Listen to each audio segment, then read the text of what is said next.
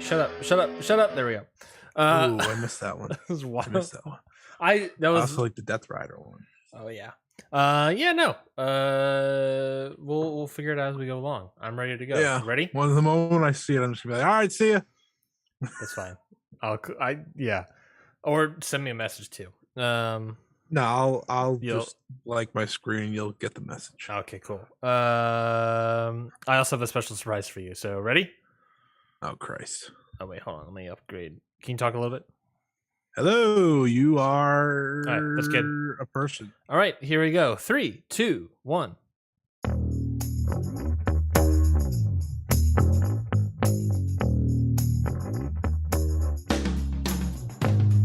I don't hear anything.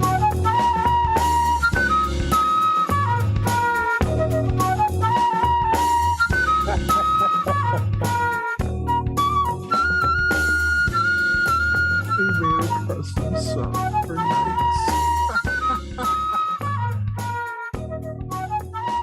we live on YouTube? Yup. Hello, everybody, and welcome to Ring Post Radio Nights, the only podcast that when it is recorded at nighttime instead of clock early in the morning. That's not a phrase. It's the only podcast that records at night. Daddy is able to have a little bit of wine for the evening. And get a little wine drunk for the evening affairs. I'm Ryan Knightsey, aka Daddy, apparently in this scenario, and with me, as always, is still at work, Scotty Edwards. Hello, I'm here. I am somehow still as tired as I would be in the morning. It's an accomplishment on my part, actually, but I've been working for 10 hours now, and I just want to stop. He's choking on his wine. I'm ready to talk about wrestling. Might be defending Seth freaking Rollins on this show. So we're just gonna wait and see. Yeah, no, this is gonna be a fun one. I want to be Scotty freaking Edwards for now on in this show. All right, Scotty freaking Edwards is on the show. He's on the Scotty freaking Edwards. I said Edwards. Oh, the wine's already starting. Ring Post Radio Nights, everybody. Thank you so much for joining us on this evening. There'll be the audio version, of course, on Monday. But like we said, it's the Ring Post Radio Nights. We're enjoying it. We got a big show for episode 49 coming up on 50, Scotty. That's crazy. We're old. Yeah, we're about to get our AARP membership, I believe. Is that crazy? AARP? We're nearing a year. That's also true. After 50 is 52. And, well, I mean, kind of 52, I guess, because we have those bonus episodes that counted to the total, I guess.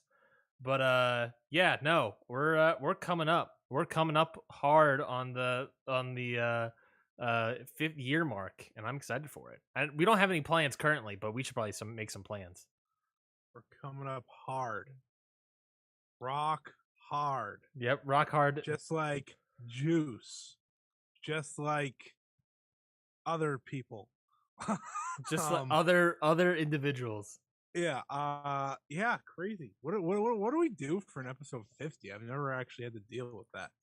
I don't know. Do we or if I have had to deal with it, I never pay attention because I don't number my other episodes. So I mean, if anyone has a recommendation, let us know how you want us to celebrate 50, because let's see, next week we got a Stardom review. That might be it. What do we got next week? G1 preview? I think we got a G1 preview. Or is that a week too early? No. We got a Stardom preview or review. We got a G1 preview. Noah's gonna have a preview. Noah? You know it? You know you gotta celebrate Noah on the 50th. We just gotta celebrate Muto. We don't have to celebrate anything else. Oh well.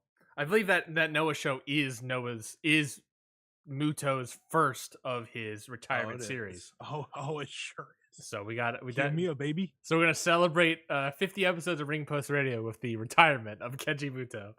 That's the only way. That's the only way. That's exciting. Yeah, it's very exciting. I'm glad we've been doing this.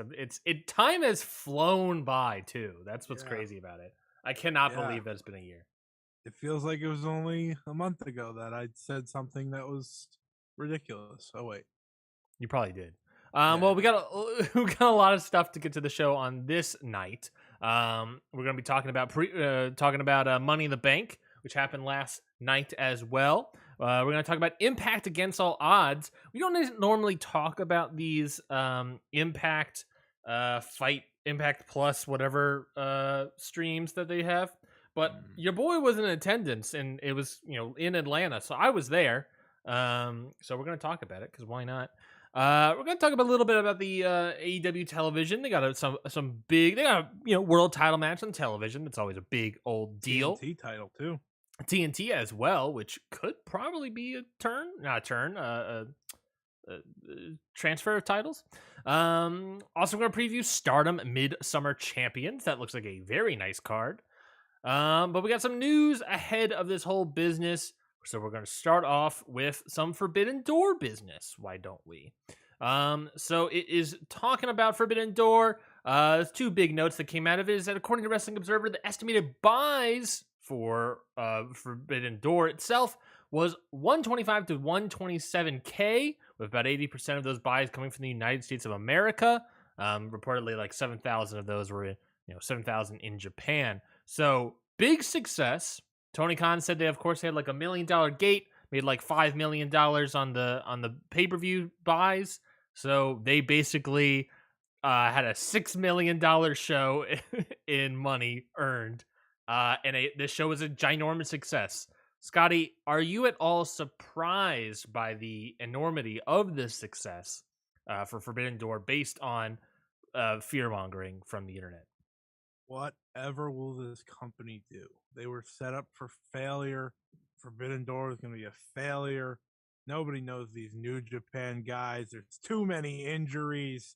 There wasn't enough build on TV.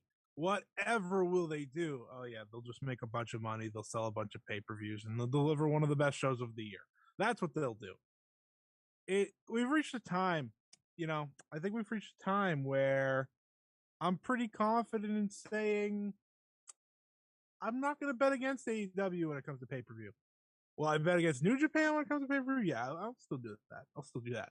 But I think it's fair to say Forbidden Door has plenty of interest moving forward. Forbidden Door 1 delivered. Forbidden Door 2 will be great. Forbidden Door 3 in Japan will be phenomenal. There's 3, 2, whatever. Wherever they go to Japan. It's not really shocking to me, despite all these scary takes that were on Twitter of like, oh, this isn't gonna happen, this isn't gonna be a success, this is gonna be a No, I was never worried. I wasn't worried. This is what AEW does. Because even with a bad build, they're gonna put on great wrestling matches. You had a main event that sells. You had matches that sell, even without CM Punk, Bryan Danielson, and all these people. You had the matches to get it done, and they got it done. The gate wasn't really shocking. I mean, that would the United Center sell out immediately. It's like, yeah, wow, I'm stunned that this happened. So it's like, that's not a big shock to me. It's more so the pay-per-view buys, which is just a great sign. I'm really excited to see where it goes now, because now that it was officially a success, they're gonna do more, right? Now that we have the stats and the money and all of the good stuff, it's gonna be a success. It's gonna be continued. It's gonna be great. Kenny's gonna be around the next time. Putting my money on it. All these people are gonna be around, and that's what's so exciting. You needed this first one to be a success, not just as a show of the year candidate, but money wise, sales wise, and it was. So that's why I'm so happy about it. And what's also great about that is that, not only us talking about, hey, everybody calm down, they'll have a second one of these. They now know for a fact that there will be a second one, assuming the relationship between New Japan and AEW is good, which if I was in New Japan and got a cut of those ticket sales, maybe I stick with this sort of thing. I guess maybe I doubt it. I mean, I was wondering if there's a chance that New Japan as a public traded company would disclose that information about what they got from Forbidden Door, but probably not. Right. But otherwise, very exciting stuff, I think, from AEW and New Japan. I imagine this is going to do wonders for both of them and their relationship moving forward. And we now know for a fact that there's going to be more Forbidden Door content next year. So I'm excited for that. If it stays in Chicago, good. I think, honestly, based on the success of this show and how great it was, and just money-wise, I wouldn't be surprised if they maybe expand the arena. Probably not. They might stick with it, maybe get a bigger buy rate, but we could do we can do a baseball stadium. Do anywhere. Yeah, I do think they could do a baseball stadium. I also think they could just I don't know why they love to do Arthur Ashe for Dynamite. I think that could be a great pay-per-view venue if you ever wanted to do it. Yeah. So maybe they look there because they have a relationship. That I think that's a possibility if you want to make a step up. Even though I don't know how many it fills. I just know it's the most, right? I believe it's 20,000-ish. Okay. Which is more than United Center. United Center, I think, was like 15-ish. Okay. So I think that's the direction you go. Baseball field would be great, but if you want to not take that much of a leap to like the 35s and so, I definitely think Arthur Ashe is a way to go to. Other news that we had was that WWE has signed social media influencer Logan Paul to a multi-event deal. This is coming from ESPN. Social media influencer Logan Paul signed a deal with WWE, the organization announced on Thursday. The pact is multi-event, not year, event deal, sources told ESPN, that will push into 2023. Paul will compete in the ring at multiple WWE premium live events, and formerly called pay-per-views by the company. Mike Coppinger writes here, which is hilarious to me. It will make TV appearances in between based on storylines. So, how do you feel about Logan Paul coming and wrestling more for the WWE? It's not a bad move. I think that's what I have to say. Like, it makes sense, right? He had a good showing. He legitimately had a good showing at WrestleMania. Wasn't embarrassing himself. Actually looked like he had some wrestling capability. And he's popular with kids and whatnot, right? Like, he's very popular with people. He has millions of followers. It's very WWE decision. I mean, they have, Pat McAfee wrestling at all the big pay-per-views now as well. But we know Pat's great in the ring and just beloved. So I think that's interesting. Him versus The Miz is really where I have my problem because couldn't have less interest in it. But it makes sense. It's very up WWE's current alley of just bringing in as many big outside stars because, let's be honest, they don't have any inside. So, yeah, look, if all your stars are down for the count, why not buy a star, right? Yeah. I like how you brought up the point that Logan Paul is big with kids. That's like a fact. It's also like scarily big with kids. Like, yeah. And when we say kids, we don't mean like teens. We mean kids. Like, yeah, like children. Yeah, scarily big with kids. So much so that like there's concerns about him advertising to these kids. Anyways, that's a story for another day. But yeah, it's so weird to me. Like that he's the one that's like, yeah, this is the guy. Oh, yeah, okay. I don't know, but look, he wrestled well. I don't like the guy at all, but he wrestled well at WrestleMania. So very unlikable. Very unlikable. His brother. They're gonna make him a baby face. Yeah, that's the one thing is that if you're gonna bring him into the show, don't make him a baby face. I mean, but we just explained why he's gonna be a baby face. I guess he's big with kids. But no. I mean, look, here's the thing. Yes, that's how they work. That's why John Cena was a baby face for years. I guess that's true. Even if he would probably be a great heel wrestling wise, it's just not going to happen. Now, if they brought in his brother, then you can only have him be a heel. So yeah, well, I hope they don't bring him. Well, they would be a tag team until they break up. That's yeah. The main event of WrestleMania will be Paul versus Paul. Oh, my and you God. Laugh, but I'm not kidding. Yeah, it is multi-event through 2023. So this guy has he's going to be wrestling once or twice more. Well, at least twice more between now and anywhere between January, either 6 months to 18 months. At least 2 more times we'll see this guy. So you have to assume WrestleMania. You assume also like SummerSlam. Scotty's giving me the signal for he has to do an intermission. Maybe Scotty's at work still. I don't really know. Don't tell his bosses. But we'll be right back with a quick intermission, I guess. Hopefully, quick intermission. We'll be right back, everybody.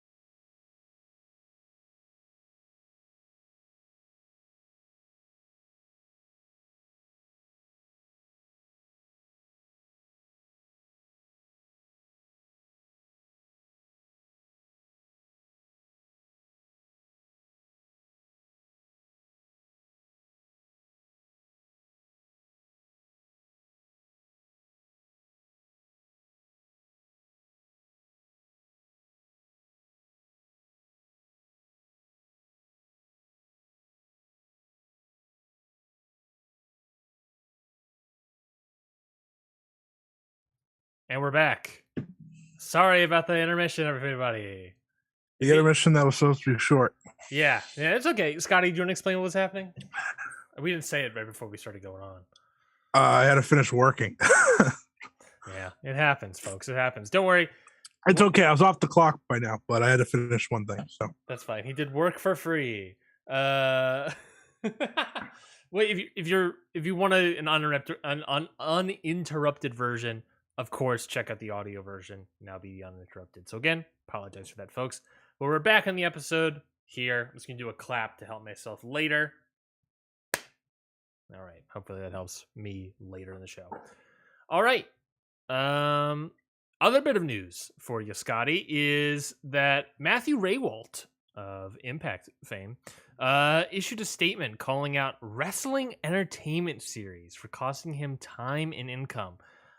He said that he had a conflict booking when he was asked to do it. They were from former colleagues. So he passed on the other booking to take this. And since then, he's been completely ghosted, zero communication. Scotty, he goes on to claim that you should be weary of buying a ticket or the broadcast of the show because he is unsure if there's any sort of scamming happening. Wrestling Entertainment Series, if you do not remember, folks, is the new indie promotion happening in England run by the Authors of Pain.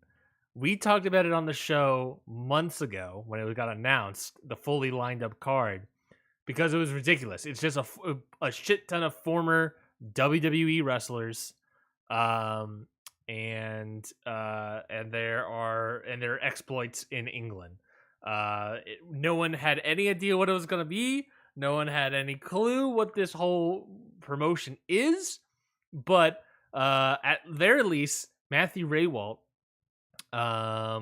thinks it might be a scam. And the reason I'm bringing it up is because their debut show was originally scheduled for June 4th. It's rescheduled to Saturday, July 9th, which is this upcoming Saturday. Scotty, the other stuff about this story, can you believe it, is Matthew Raywalt is not the only person that was originally announced for the show that won't be at the show. There's a lot of people that won't be at this show that were originally announced. To be fair, it got pushed back a month. People might have other priorities and plans. But there's a lot of people. So that list of people is, of course, Matthew Raywalt would not be on the show. Adam Shear, formerly known as Braun Strowman. Weston Blake and Steve Macklin, a.k.a. Military guys from WWE, whatever their name was. I do not remember. Don't quote me on it. Killer Cross, Deonna Purrazzo, Chelsea Green, Madison Rain, Tennille Dashwood, Mike Bennett, Biff Busick, a.k.a. Oni Lorcan, Dirty Dango, a.k.a. Fandango. They were no longer scheduled to perform. It's a different card altogether. Scotty, can you believe it? This show looks like absolute dog shit. It got worse. It got worse. The show got worse. There's a couple things in there that I'm interested about. Okay, everyone listen to me. It wasn't going to be good in the first place, but now it's just former WWE jobber people against British people. That is what this show is. For example, actually, this one's through the card.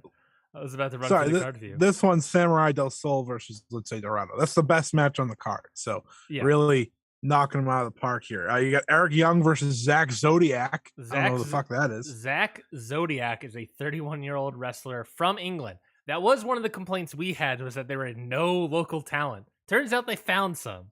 They found some. They were just in the sewer somewhere. Mm-hmm. I was going to go through the whole card. Do you want me to go through the whole card real quick? Isn't there only 3 matches announced? No, there's a shit ton. There's a whole card. So pre-show is 2 matches, like you said, Eric Young versus Zach Zodiac. We're also going to have the former No Way Jose, Levi Venezuela Jr. versus Jody Fleisch of a very prominent English indie wrestler, which legitimately very excited about that match. I'm actually looking forward to that one. We now You get excited by weird things. I tend to. Singles match, we have Mojo Rawley, Dean Mutati, I believe is how it's pronounced, versus now Big Damo, who's now going to be appearing on the show. Like you said, Samurai Del Sol, former Kalisto, versus Lince Dorado. We have the WES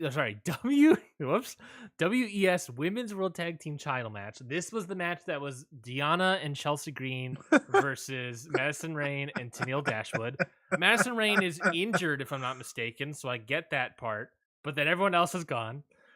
We have Steph DeLander, the former Persia Parati from NXT, and Anastasia, who I have no idea who that is, doesn't even have a cage match thing, versus the team of the She-Wolves, Casey Owens and Molly Spartan, who are two UK talents as well. So a bunch of people for a women's tag team title. We also have the World Tag Team title. We have Legion of Pain, of course, the former Authors of Pain, versus BT Gunn and Kez Evans. Again, two UK wrestlers. These guys both from Scotland. Can you believe it? Dave has it listed as the current what the match was announced, but according to Cage Match, it got changed. I don't know when it happened or how, but the WS Women's Title match, CJ Perry, the former Lana, was supposed to be against Nia Jax, but Cage Match listed as a mystery opponent. Yeah, it's listed as that on the actual website, the Wrestling Entertainment Series website. So something happened where Nia Jax can't be in there, and Nia Jax is in there. What?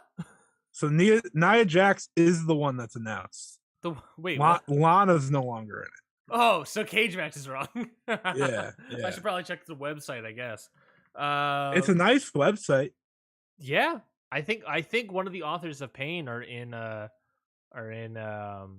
like I think that's how they got their money, is that they're a crypto guy. They're the Legion of Pain. Oh, my apologies. So yes, Nia Jax is still wrestling against an unknown person. I hate that I'm going to watch this main event. And then your main event, Alistair Overeem still wrestling, but no longer against Braun Strowman. It's now against Impact Wrestling Zone Moose. I'm sorry, you can't tell me Braun Strowman was busy. You know what they should have called this pay-per-view? Budget cuts. Overflow talent for AEW.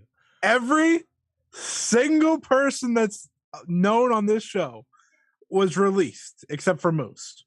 And Alistair Overeem. Every other person that you know on this show was released by WWE after they were, at highest, a 24/7 chaser. Except for Nia Jax. Nia Jax, I'll give credit. She's maybe the only one that actually did something.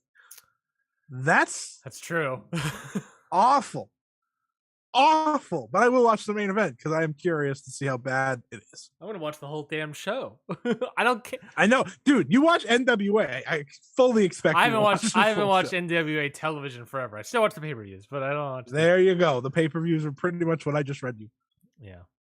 It's not good. And I like how even after Matthew Raywald's like, yeah, this is probably a scam, which who knows if, like I said, who knows if the other people that aren't making this card aren't making it because of they feel like they're being scammed. I don't know what happened there. You can only have conjecture about. But it's in 5 days. Show is still listed as happening at the Motorpoint Arena in Nottingham, England. It's a matter of, is it actually happening? Do you think this show's happening? And are you gonna see it? I guess was my question. I'll take that silence as a no. It is $20. Tom Hannafin's on the call. He's on the call. That's something. It is $20 on Fight. So just slap $20. Again, if you're gonna buy this on Fight, wait till the show starts, would be my advice. Are you buying this on Fight? I don't know, but I know for the very fact I'm going to wait until Saturday. What is it? Saturday, what time? 2:30 p.m. this Saturday on Eastern Standard Time. Oh, you got a nice matinee. I don't actually mean this. I don't mean this, and I'm not going to do this. But what a show we could have live streamed, watched along. I don't mean it though. I'm not doing it. I'm just saying, what an opportunity. Had this been the original card, I would have seriously considered that. Look, you're gonna wake up early Saturday morning to watch Stardom, and then you're gonna take a nap, and then you're gonna wake up 2:30 p.m. Eastern Standard and watch. You actually want to hear the sad reality that I am living next week? What's that? Not sad reality, but just gonna be painful. So TJPW starts at 1 a.m. And I'm not gonna be able to stop myself. I'm gonna watch it. Thunder Rosa's wrestling on it. Miyu Yamashita, Hikaru Shida's on there. It's the only way I'm gonna see Riho. So is that the one that also has that? Is that the one that also has Willow on it? Yeah, it's the big one. And then at 4, Stardom starts. So it's like, oh well, definitely sticking around. Which means I have to be up and out of my house by 9 a.m. Who? Yep. Trouble. But I will be well rested. For the recording on Sunday. So I guess that's the real win. Baby. Yeah, baby. For the 50th. And he's going to be well rested. Unless he has to take up his nap time for Wrestling Entertainment Series UK. Again, Wrestling Entertainment Series. Potentially a scam. No one knows. Matthew Raywald is getting bad vibes. Remember Jonah? Jonah was also supposed to be on this card. Yeah, no, they had like some actual people I was interested in seeing on this, and now they don't. The original card was Fandango versus No Way Jose. Mike Bennett versus Biff Busick, lost that match entirely. Mojo Rawley versus Lince Dorado. That changed to Mojo versus Big Damo. Lince Dorado was now facing Samurai Del Sol, who was in a triple threat against Killer Kross and Jonah. That one looked pretty good, but now that's Samurai Del Sol versus Lince Dorado. They have history, I guess. The Women's World Tag Titles, which has changed. I'm telling you, that's going to be the best match of the show. What is this, Forbidden Door 2? Every match got changed. What is happening here? I promise you it is not Forbidden Door 2. Is it going to sell as well? It's more like Close the Door 1. Oh, man. I think on that note, we have to end that segment. The segment, maybe just the show. Oh, man. We just came back from intermission. We can't do that. Well, let's speak about ending shows. Let's talk about Money in the Bank Premium Live event, which happened this past Saturday for World Wrestling Entertainment. Of course, this is out of the MGM Grand Garden Arena, which it wasn't originally. It was a stadium in Texas. It got canceled, and it got moved to MGM because tickets weren't selling.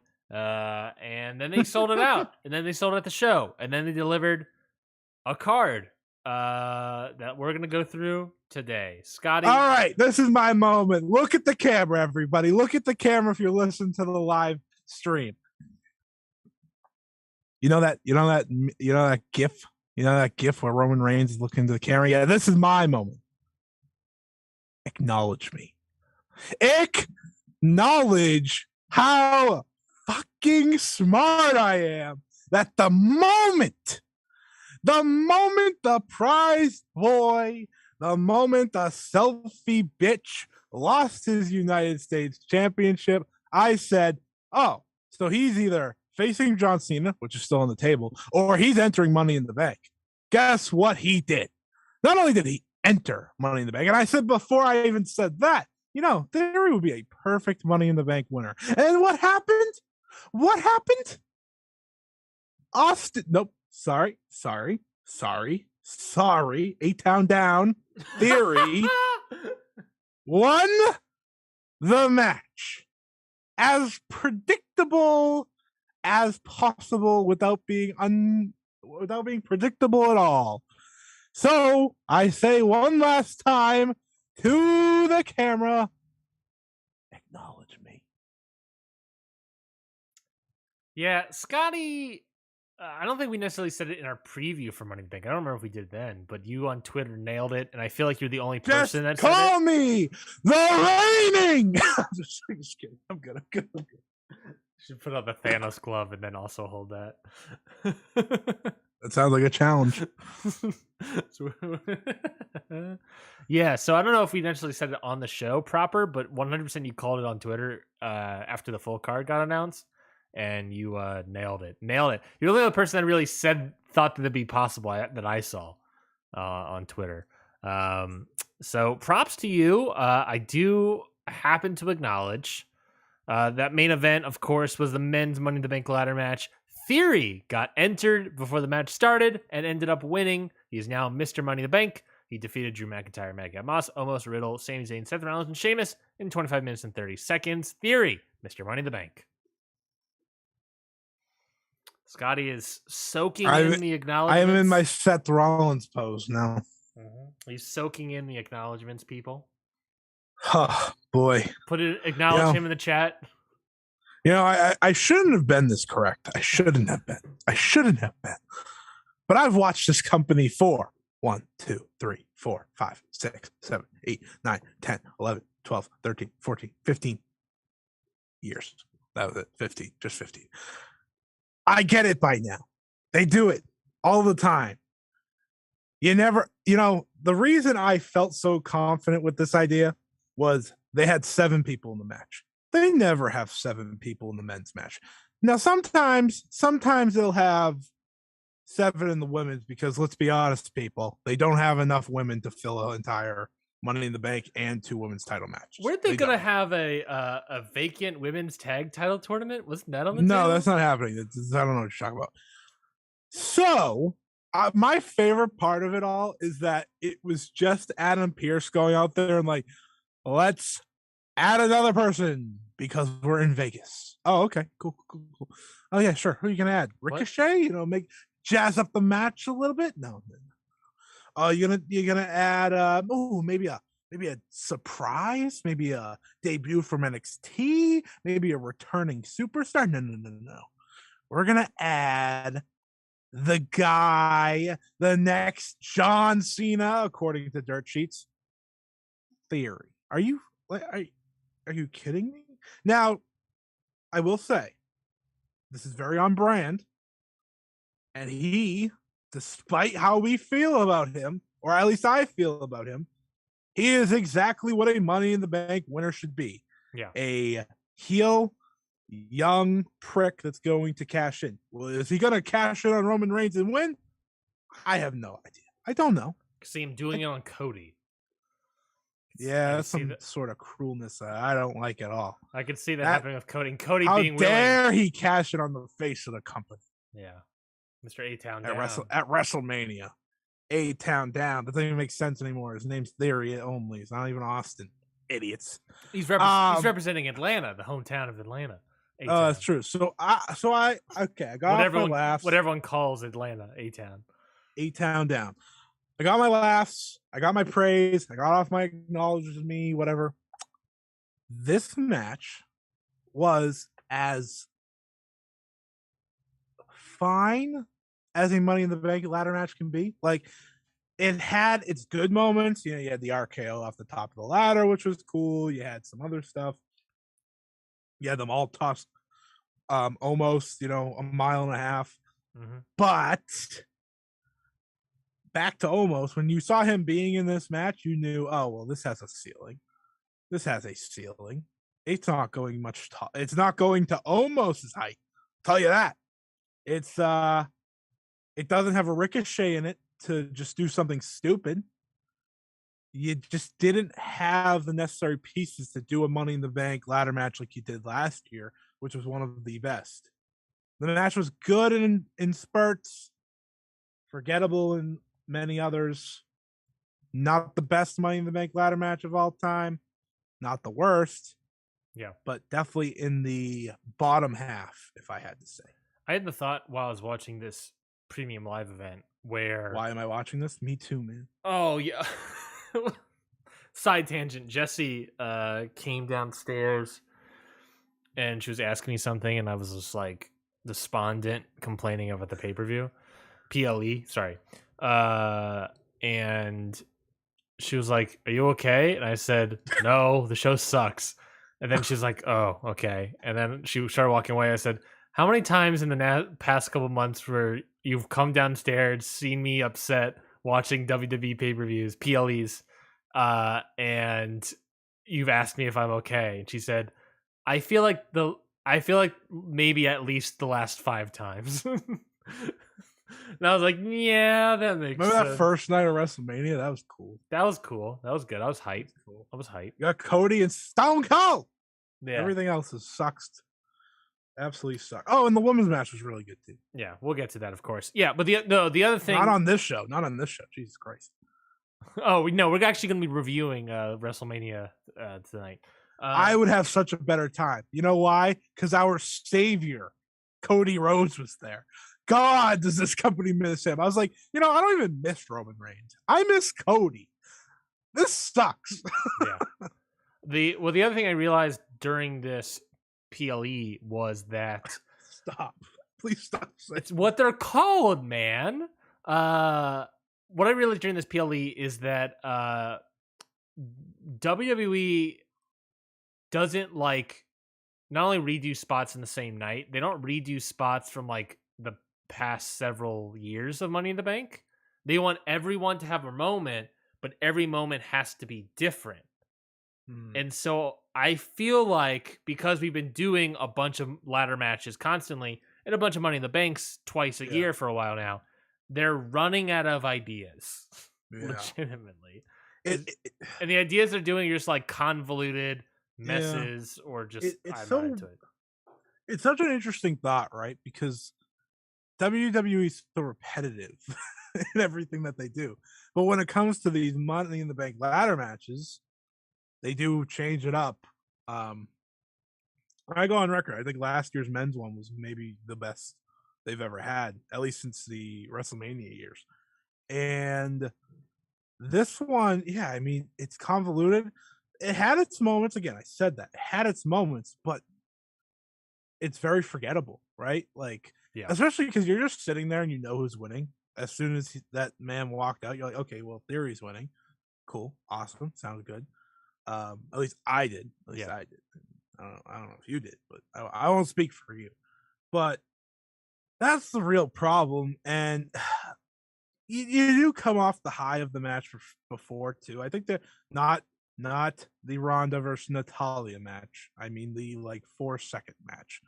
Let me the moment. You come off the high of the moment, right? A lot of people were happy for a certain somebody, but this match, it needed a ricochet. It needed I don't know, Kofi's older now. He doesn't do as many crazy things. You just need a high flyer that was going to do some crazy shit. You didn't have one. The closest thing you had was Riddle. Which, to be fair, that was the highlight of the match for me. I think everybody. What a babyface, huh? People love that man. People love that. He'll win the Money in the Bank eventually, and he'll get the women's Money in the Bank treatment. He'll cash in the night of, and then go to the next pay-per-view and lose it. Yeah, that sounds right. Speaking of cashing in the same night, SmackDown Women's Title match. It was Ronda Rousey defeating Natalia in 12 minutes and 32 seconds in a match I deem as a match that they very much loved. And ... but the big news announcement that who's they? Ronda, not Natalia. And the big news announcement is that following the match, Liv Morgan, You Only Live Once, came out and cashed in her briefcase despite early in the night saying she was going to hold on to it. That was a ruse. In fact, she cashed in on the hurt Ronda Rousey. Ronda beat her up for a little bit.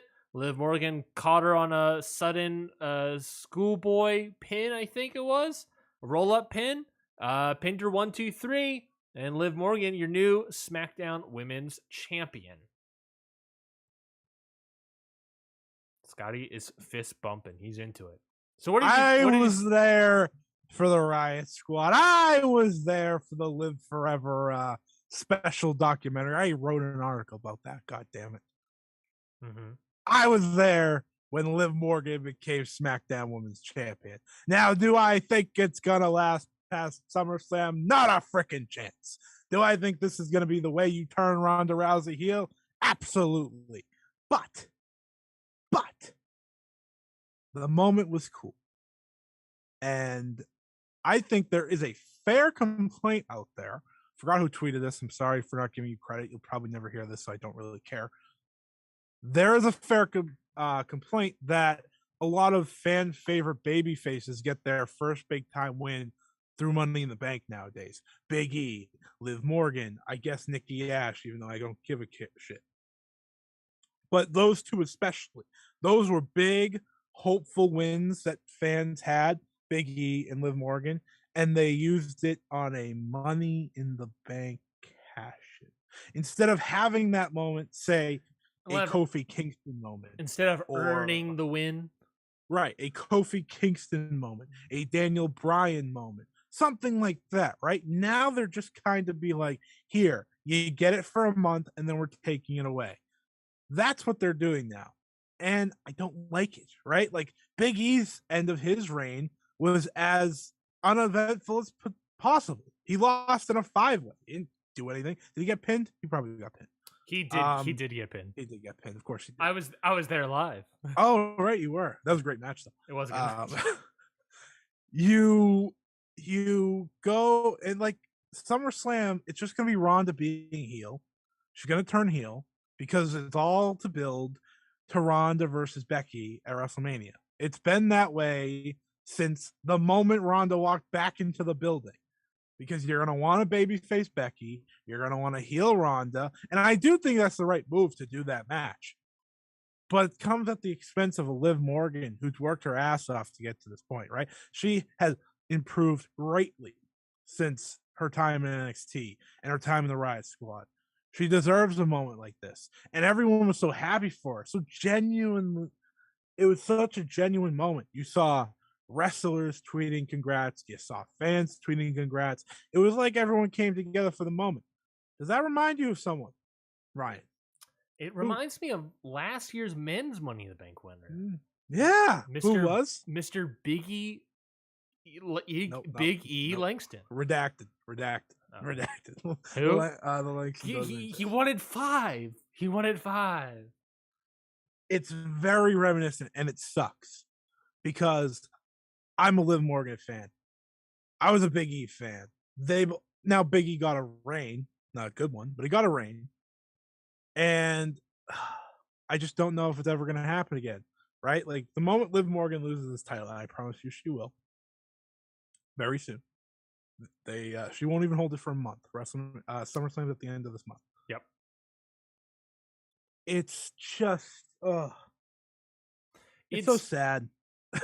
Yeah, the idea that Money in the Bank should be used to build up stars, but instead it's sort of just being used as, Big E's was used as basically Big E's cash in, if you recall, was basically used as a ratings pop because they were on a ratings downward spiral, and they used it as a ratings pop to pop a number.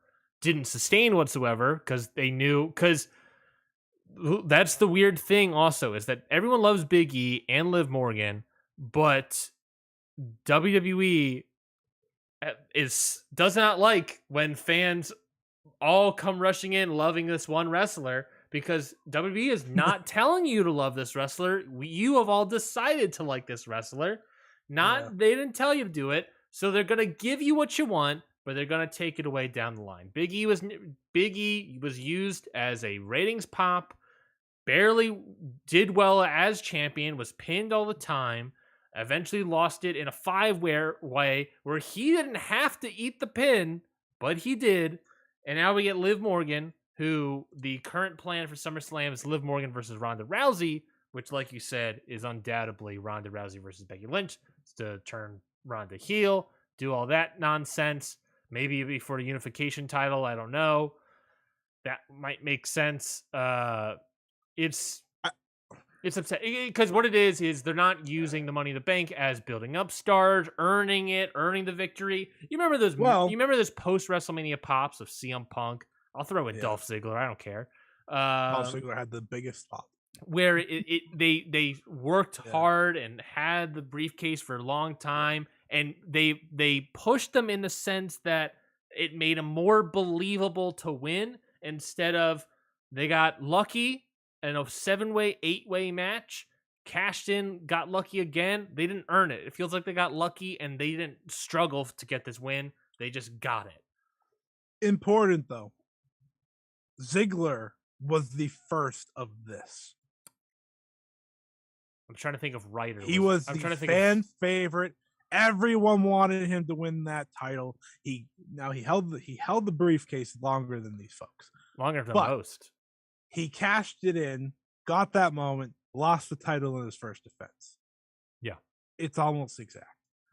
You know, they do it. WWE does it all the time with wrestlers. And it's worth noting, they only know how to book this briefcase for heels. Yeah. That's what this briefcase is made for. It's made for heels. I don't even blame them for that. It's just easier to do stories with a heel having this instead of a baby face, because the baby face should have to earn it. The heel, they will do the cash in. It just fits a heel's character. I understand. So, like, when the moment happened for Liv Morgan, it was hard to feel super happy about it because you're like, well, it's not going to matter. Like, she cashed in on Ronda. It's not going to matter. Had she cashed in on Bianca, I would have thought, okay, maybe she gets a couple months. I would argue Liv didn't even look good in the win. No, not at all. She almost had her ankle snap, kicked her in the leg, and did a roll up. But that's all that happened. Yeah. But again, it was for the moment. The fans were as loud as could be, and they were loud pretty much all night, except for in the middle there. But it's hard to feel anything but, oh, well, that was nice. Cool for Liv Morgan. She deserves it. She absolutely deserves it. Yeah. But it's not going to matter. No, sadly, no. And then maybe we're being a little nihilistic about the whole thing, but come on. No, we're being real with it. We know how this goes. And I want to bring something up since I forgot to bring it up in the men's match. I would have had Seth freaking Rollins, by the way, win that briefcase. I think if you want to talk about workhorses in this company that aren't named the American Nightmare, Cody Rhodes, it's been the man that's been working with the American Nightmare, Cody Rhodes. And I'm sorry, you had the perfect story at SummerSlam. You literally had it right in front of you. And don't get me wrong, I'm not complaining that they went with a new guy, even if I'm not a big fan of Theory. Like, that's what you should do with this briefcase. Yeah. But the story was so good. And Roman Reigns can't beat Seth Rollins. That is the story that they've told this entire time. He can't beat him. He never has. The one time he did, he actually didn't. He got DQ'd, did he not? I think he got DQ'd at Royal Rumble. Either way, the story was there. And, okay, here we go. Oh, no. I hate the new Twitter trend of pick a guy and hate them on a weekly basis. Because Adam Cole's hurt, we've now come back to Seth Rollins because of what happened 3 or 4 years ago when he fought Will Ospreay, you know, the indie wrestler, not the indie wrestler, the IWC's baby, whatever, you get it. And now, for some reason, every time we come back to Seth Rollins, and maybe this is the WWE fans that I'm not noticing, maybe they're being like, well, if you think, you know, Will Ospreay's good, have you seen a Seth Rollins match? If that's what people are doing, then I'm sorry. I'm not seeing this because I don't follow these people. If that's what's happening, okay, I'll take it back. But this is very Adam Cole-like of, oh, let's just rag on this guy for literally existing. And it's like, who cares? Who cares? Why do we have to do this every week? I like Seth Rollins. I've liked Seth Rollins his entire career. Yeah. I think he's doing a lot better now than he has done in years, really. Yeah, I think it took him a little bit for this whole Joker thing to get into, and I think he's finally found a better spot. I don't necessarily like the gimmick too much, but he's found the spot. To be fair, though, he's been doing really well as of late in wrestling matches. Yes, but who's also the guy across the ring from him? The American Nightmare, Cody Rhodes, the 5-star. Yeah, the 5-star surgeon. Sure. No, but it is the thing of like, well, Seth Rollins has kind of been like decent, okay, good, and then all of a sudden he's great for the past couple months. It's like, oh well, I mean, It's who's like he has a reason to try too. that's also true. Any thoughts on Ronda versus Natalia? It was very boring. Very boring. Wasn't bad. It was just very boring. It wasn't good either. It was there. That's what I mean. I think they were very proud of that match. Yeah, well, we weren't. In exciting matches, Raw Tag Team and SmackDown Tag Team title matches, it was the Usos successfully defending their titles against the Street Profits, Angelo Dawkins and Montez Ford. I thought this match was really, really good. I thought there was some good stuff in here.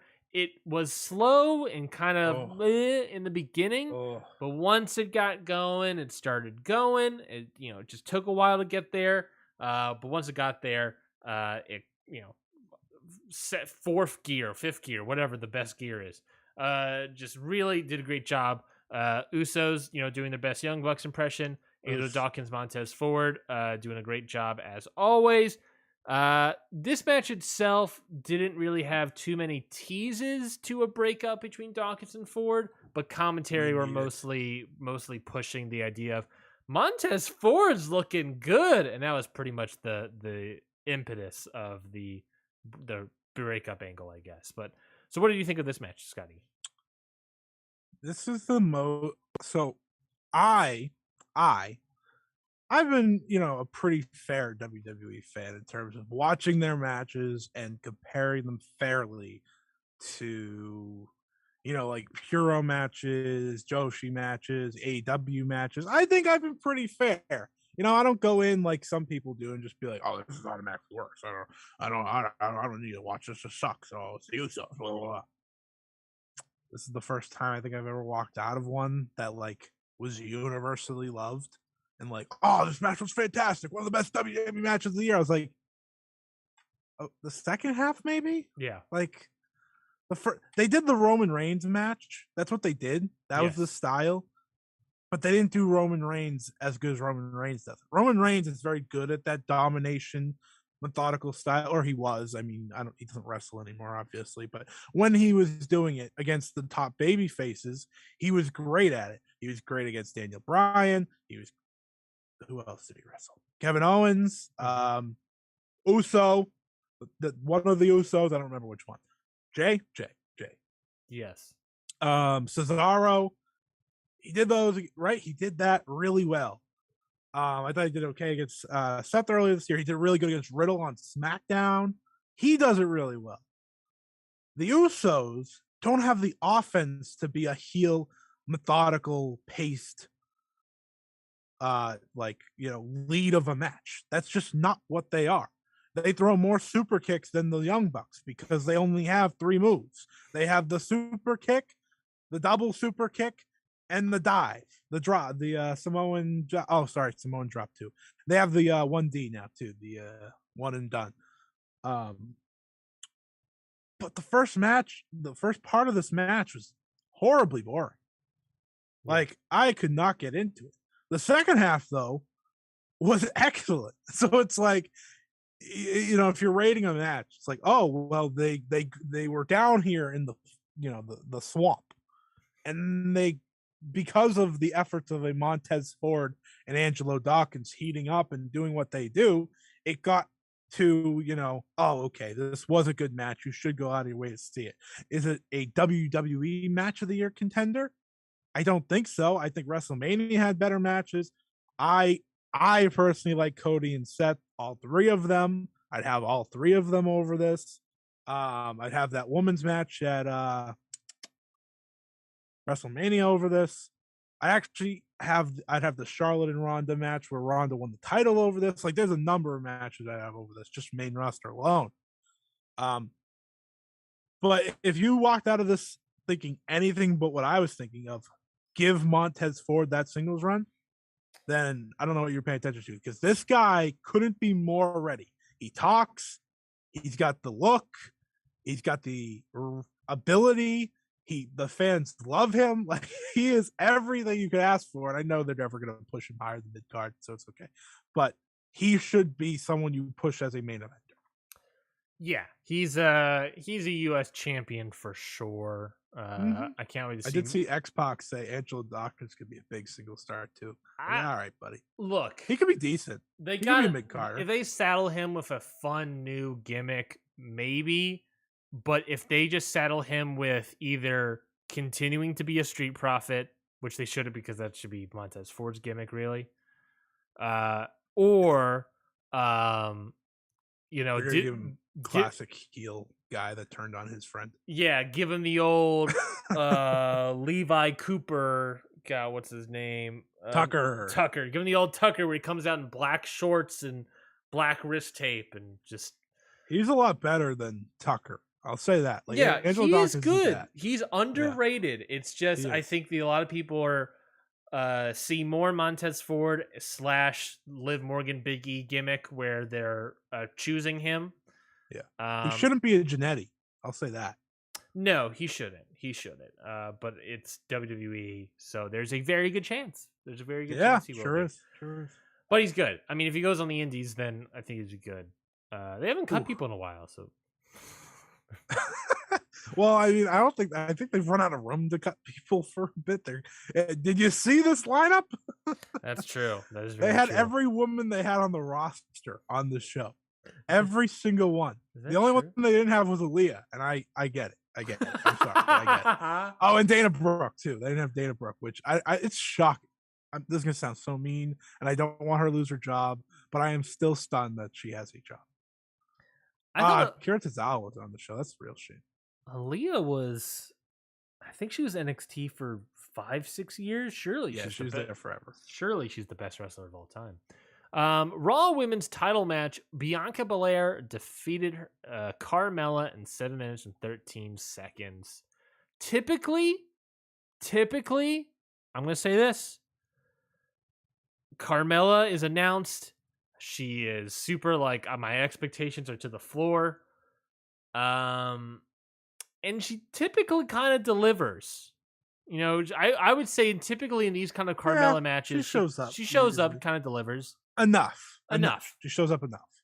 I don't know what happened here. This was bad. This wasn't good. And I'm trying to recall previous title matches she had where she had 3 against Bianca last year. Yeah, and I feel like those were a lot better than this one. So I don't honestly know what happened. It wasn't good.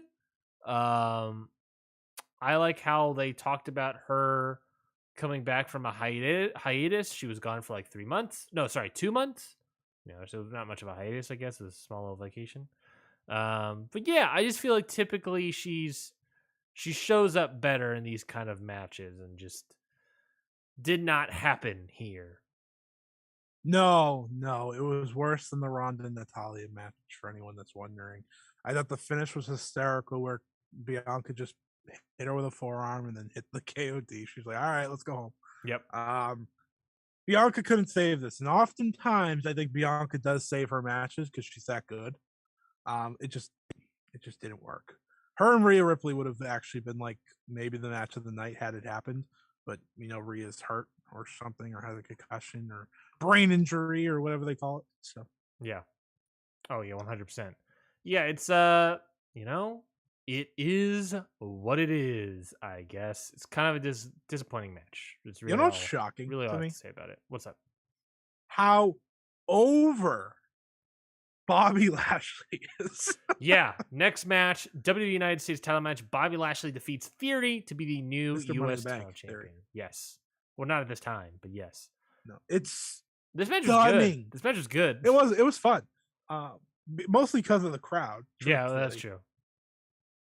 Bobby Lashley had the loudest reaction out of anyone on the entire show. And I watched Liv Morgan cash in and win the SmackDown Women's Championship.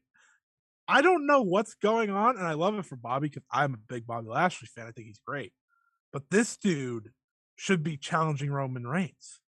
This is the guy that should be challenging Roman Reigns. Are you kidding me? He is so over. Yeah. It's incredible. And it's a credit to him how he was, you know, one of their better heels as the champion, and he has just flipped into this He's a monster that's a babyface. You don't get that many times. He's dominant. He made Austin Theory look like a little bitch. It was great. It was great. It was a fun match. You know, probably the second best match on the show, right? Like, I thought it worked. Did the job. Yeah. This was at the time of the show. This was my match of the night. Yeah, only the tag team match I have above it. Yeah, personally. This match was pretty good. It was a lot better than I expected, but I think it was really well booked for what WWE's doing. And in a way, what they eventually did. I mean, I assumed that it was for John Cena, but of course it was for Money in the Bank. It probably still is for John Cena. I was gonna say it's probably still for John Cena. I can see a situation where John Cena beats Austin Theory, and then that man walks out as the champion later in the night. Yeah.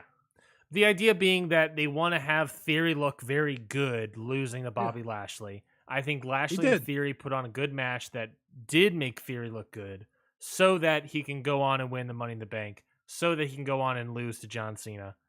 And Bobby Lashley was also looked good by winning. So I think it was a win-win overall. He's the top champion on Raw now. So that's cool. Good for him. That's also true, I guess. Well, technically he is, because Roman does not show up on Raw. Let's not act like he does. He hasn't. He never is going to. He doesn't even show up on SmackDown. He ain't showing up on Raw. I promise you that. He's a Fox baby. Fox baby. Happy for Bob. Happy for Bob. Love Bob. I don't think Austin Theory, by the way, is a bad wrestler. I kind of saw that going around. I don't think he's bad. He's just, I don't think he's to the level that people want him to be, as like when you tune in for a main event WWE match. Like, I don't think he's that level yet. He's also very young, so he can still learn. I think it should be said that I think people think Austin Theory is bad in the same way that they think Will Ospreay is bad. What I mean by that is careful. What I mean by that is I got you. I don't think people genuinely think they're bad at wrestling. I think that they say they're bad because of accusations against them from speaking out. To be fair, Will Ospreay is a lot better wrestler than Austin Theory. So I'll put that out there. That's very true. But I when I see the internet, I think that is more of the idea. I can't speak for everybody. I guess there might be some people that just simply don't like him. But I think it's a little bit of that. Now, I'm not saying that as an excuse to saying he's good. Accusations are accusations. Grooming is grooming. Don't like it. Don't want it. But wrestling style, he's always been really, really good. He's serviceable. Yeah. And I could see him having he solid fits the WWE main eventer build. He just needs to stop taking selfies. Yeah, and that's an easy gimmick to shed. He can cut a promo. He can shave the selfie. It's not like he's coming out there with cue cards and he can't cut a promo, right?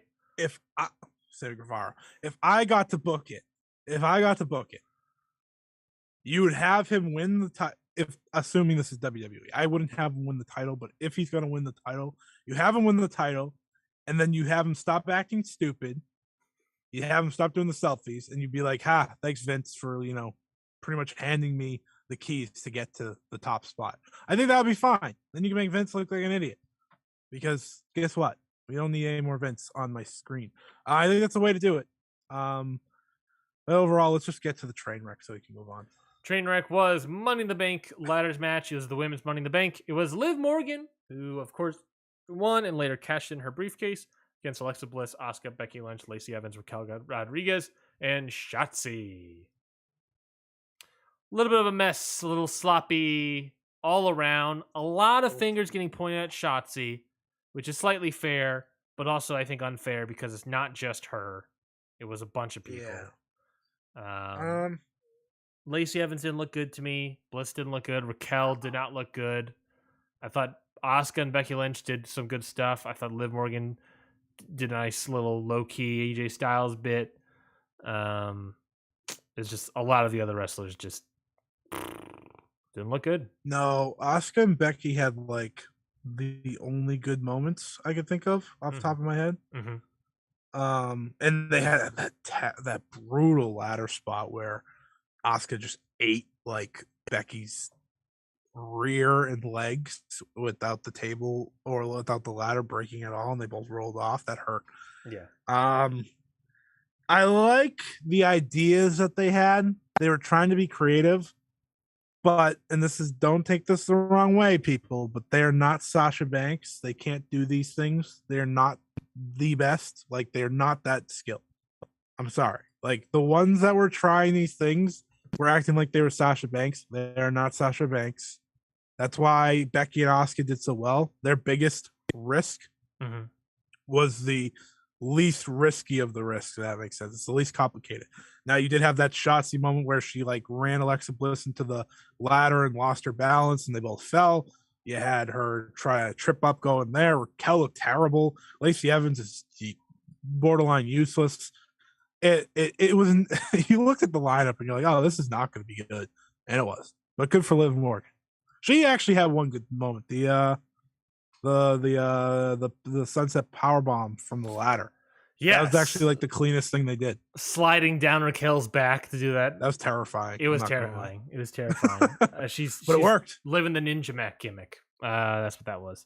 Living the ninja. Yeah, she saw that GIF on Twitter of Ninja Mac kind of doing it. She's like, well, I'll do it from a ladder. Who cares? Now let's stop talking about Money in the Bank. That was a long conversation. Yeah, that was Money in the Bank, folks. We'll see you at SummerSlam. In like 3 weeks. Jesus. Yeah, when is it? I don't think it's at the end of July. I think it's July 30th. Is it typically in on August? Saturday. It is, but it's July 30th in Nashville. Oh, it is. Oh, Ric Flair? It's the the day after Ric Flair's wrestling. Yeah. That's a week. That is a weekend of shows that look pretty good, honestly. That's also the 5-star Grand Prix. There's that weekend. Black Label Pro actually has a solidly decent indie card. GCW. The G1's doing things. GCW is John Moxley versus Blake Christian.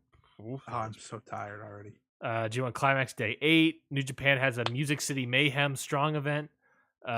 Stardom Grand Prix Day 1. SummerSlam the next day is Ric Flair. And Day 2. We're in for it this month. I want to talk about this before we kind of just avoid it, because you said Black Label Pro and made me think of Rev Pro. Pac is defending the All Atlantic Championship in Rev Pro, baby. This title's already been worth it. Like, already worth it. He's doing it against Shota Umino. I can't wait. I am so happy that Pac's actually bringing the title places. They're actually going with the idea that a lot of people are hoping for with this title, because he's going to keep going back to England. That's just what's going to happen. Yeah, because that's where he lives. That's fine, but he can stay active and be a champion while doing it, and he can defend it against some pretty cool guys, whether they be from the New Japan roster. I wouldn't be shocked if he defended against a Gabriel Kidd or a Yota Tsuji. Like, there's a number of guys there that are actually interesting to do it against. So that's cool. I'm with it. I'm with it. Oh, 100%. 100%. I'm excited for it. All right, let's move on to the next topic, which is of the Impact Wrestling Against All Odds show. I was there live in attendance for this event. Scott, rate it. What? Rate the show as a whole. B. Somewhere around B. It was pretty good. I think that's fair. It was a pretty good show overall. Impact don't miss on these shows. I'm not kidding. Impact's on a streak right now. Impact's been on a streak right now, so they've been doing pretty good. It was a pretty good show. I realized the show was happening the day of the event. I don't know how. I think I stumbled across that there was a show happening in Atlanta, and I was like, "Oh, really? And how much are the tickets? $25? Whew, pretty good." So I decided, me and my fiance went over to Center Stage in Atlanta. I like the setup they had in there. It's, oh my god, the Center Stage is a fantastic setup. It's almost like it's a small box theater. The seats are all like stadium comfy seats, so it's not like pews or benches or whatever, or folding chairs or whatever. But no bad seat in the house. All the seats have a very steep ramp down, so you're not looking over someone. Like me looking out, a person below me is like, their head is like a foot, maybe 2 feet below me because I'm tall. So no bad view in the house whatsoever. It was a pretty good show. So Scotty, I don't know why I found the because I'm tall thing as a joke. I The know. way you said, you're like, because I'm tall. It is what it is. I saw the show in full. Did you watch? How much of the show did you see? I watched 4 matches. Format. Okay. Do you want To be fair, I can only get 4 matches. Do you want to run me down the card? Yeah, I'll act like I have it. Yeah, that's right. Scotty's got to do work on this show. Come on, man. I didn't sign up for this. Hey, that's the gimmick. When I see a show that you haven't, you run it down for me. I baby. saw it. Oh, 4 matches. I should say I saw the first match. Yeah. I saw Laredo Kid versus Black Taurus. Yes, that was the first match. That was my second favorite match of the show. There was a dark match as well, but that was filmed for BTI. So what was it? It was Johnny Swinger and Zicky Dice defeating Shira and Raj Singh. What was fun about it, and I don't know if Impact has been doing this, but what's fun about it is that Johnny Swinger had Zicky Dice push him out on a mini. Was it WrestleMania 3 where they had like the mini rings that people that got in the ring? That's funny. So Zicky Dice pushed him out on like a tiny little cart mini ring that Johnny Swinger then stood around and did a bunch of poses and stuff. That was really funny and I enjoyed that. So but yeah, opening match. What's the opening match? So it was Black Taurus versus Laredo Kid. Great match. Yeah. Really, really good. I think it could have been better, but it was a countdown. I think I could have seen better from these two. Black Taurus is awesome. It's also weird being in a room with Crazy Steve and Rosemary and all them, like seeing how over that group is. I forget what that group is even called. Decay. The Acclaimed, top of the world, because they're gonna know their name. Decay. Yo, listen. This is crazy. Crazy Steve coming out. I'm Crazy Steve. I'm here to say. All right, how did you like the match? I'm the best member of Decay. Match is really good. Black Taurus versus Laredo Kid is good. Black Taurus hit that super. I forget what the move is called for Taurus, but it was that super move off the top rope that finished off Laredo Kid. Very, very good.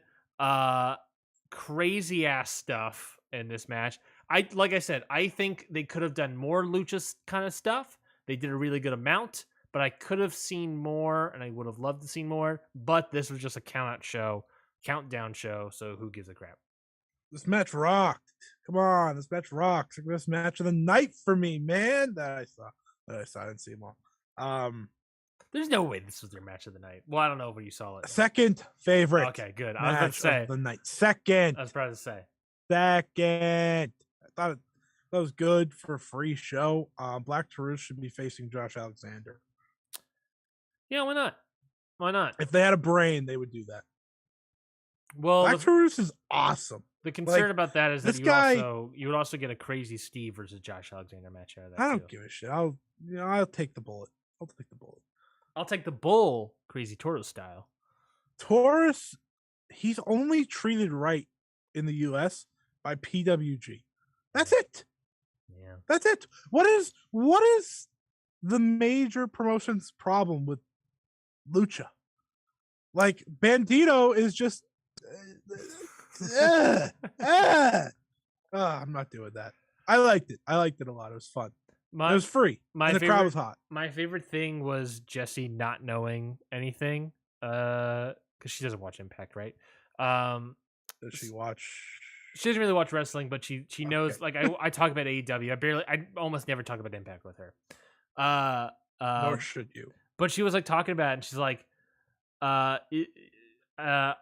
she said something about like seeing, the manager of the Bull guy wearing all that crap. I can't wait to see what he looks like underneath it. Something like that. Because she saw Crazy Steve and thought he looked crazy, and she's like, "Oh, I kind of want to see what this guy looks like underneath his thing." I was like, "Oh no, he's not the manager. He's in the match, and he's also gonna wear all that in the match." He also that man's crazy. He's crazy. Well, Crazy Steve is crazy. Well, crazy easy, but Black Taurus is great. All right, next match: Rich Swann versus Brian Myers for the most useless title that's not named 24/7. I had very low expectations for this match, and this match wasn't like great, but it Rightfully was so. it was really good, way better than I thought it would be. This match There's deserved a to lot be. of matches on this show. Oh my yeah, God. this match was way better than I thought it deserved to be. I thought they did some good work, some good stuff. It was a dot combat match, which means they were just hitting each other's with like old technology bits. God bless you. Rich Swann set up a old monitor in the corner of the ring like a chair would. You set up a chair in the corner of the ring between turnbuckles. And then Brian Myers threw him through the monitor, and Rich Swann went through the monitor with such force. Not only did like the monitor explode practically, but I'm pretty sure Rich Swann hit his head on the actual post on the other side because he had such force behind him. Keys were flying all over the place. They went through. Rich Swann tried to set up some weird little contraption in the corner that barely worked, but it was fun. It was a fun match, is what it was. This is the most generous I can be. You just gave that match way too much time. You gave that match more time than I think anyone else has ever given that match, including Impact. It was good. What can I say? It was pretty good. All right, main card. Yeah, Motor City Machine Guns versus Ace Austin and Chris Bay of Bullet Club. I realized before you talk, because I watched this match, that these are 4 of my 5 favorite wrestlers in Impact. Yeah. Do you know the other one? Mike Bailey? Yeah. Maybe Josh Alexander is 6. It's Speedball. Well, I was going to say Josh has 6, is what I said. Josh is 6. You're correct. And then number Can 7. you name 7? Can you keep going? Can you just name my 7 favorite Impact wrestlers? I don't think I can. Are they on this card? I would say maybe Mickey James. That's disrespectful. Mickey James fans hate me, so I hate Mickey. No, I don't hate Mickey James. But. All right. Number 7 then I will say is Kenny King. They probably weren't even on this card, truthfully. Anyways, the Alex Briscoes are on in this company, right? Yeah. So I guess they might bump up to 5. I mean, they might bump up.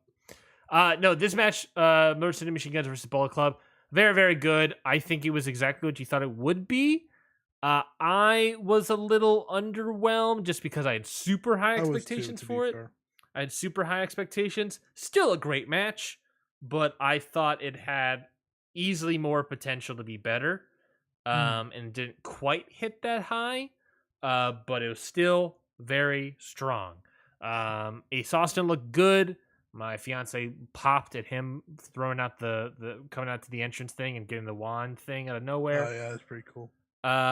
Chris Bay and Ace Austin, I think, can work as a tag team. This was one of their first kind of things as a tag team, so I think they still have to put it together. But I think this is a match where you got to see a little bit of that. So I'm excited for it. I'm very much excited to see more of Bullet Club moving forward. Yeah, I need the Motor City Machine Guns to wrestle FTR. Yeah, that should be good. That should be really good. Yeah, I'm gonna need that eventually. Just please. Mickey James. What's that one? What's that one indie that books a bunch of like Bret Hart people and stuff? Those Big Time Wrestling. Big Time Wrestling would book that. I would hope that AEW and Impact could just be like, yeah, let's book this together. I thought the Forbidden Door there was closed. You loved it when it got closed. Frankie Kazarian is literally on Impact every week. He was on the show. He was on the TV show. Yeah, that's fair. You were talking about, what was the other match? Me and Mickey James, Chelsea Green, the other pros. Match was Just fine. Say it was fine and we can move on. All right, fine. Cool. It's fine. Impact X Division Championship. I did actually have one point about that match. They did a remix theme song from Mia Yim and Mickey James, and it slapped hard, Old Town Road style. It was actually pretty good. Anyway, Impact X Division title match. Speedball Mike Bailey successfully defended his title against Spider-Man Trey Miguel. Fantastic match. A lot more limb work than I expected from these two, but they worked it really well. They sold very well. I thought Mike Bailey sold maybe a little bit better than Trey, but they both sold very well. Yeah, I mean, fantastic stuff. 100% was not expecting the kind of match we got, but totally Speedball. delivered. Totally delivered. Speedball. Speedball could wrestle this way with 25 people in front of him. I think Speedball, which it pretty much was 25 people in front of him. It's a small arena. It's a small arena. Damn, that's cold. Get better arenas. Impact, I guess. They almost sold it out. They almost sold out the arena. Yeah, no, that was really good. Mike Bailey is probably, I think he could easily be on a Wrestler of the Year list. I think he's probably he's like weirdly the most unknown Wrestler of the Year, I would say. He's currently my 11th. I'll pull up my list. What do you? And I watch everything. Yeah. Everything. I got do. companies like AJPW, Seedling, Gleet, Noah. How dare you? 01, Dragon Gate, Ice Ribbon, DDT, Sendai Girls, No Japan, Tokyo Joshi Pro, DDT. You get the point. Yeah. And Speedball, number 11. That's because, and you know what's funny? He has never had a match for me over 4.25. Really? Like everyone else in the top 10 has. Yeah. He has not, but that's how good he's been in all his other matches. Yeah, I think he has been consistently great. He hasn't had an amazing match yet. And this he hasn't had a match of the year contender for me. Yeah. I know a lot of people love the Takeshita match to that level. I'm a little below that. Yeah. Probably his best match though. Yeah. Year. But this, I don't even care who said this is the Impact match of the year. It's not even a question for me. Currently match of the year for Impact. Yeah. On Cage Match. Yeah.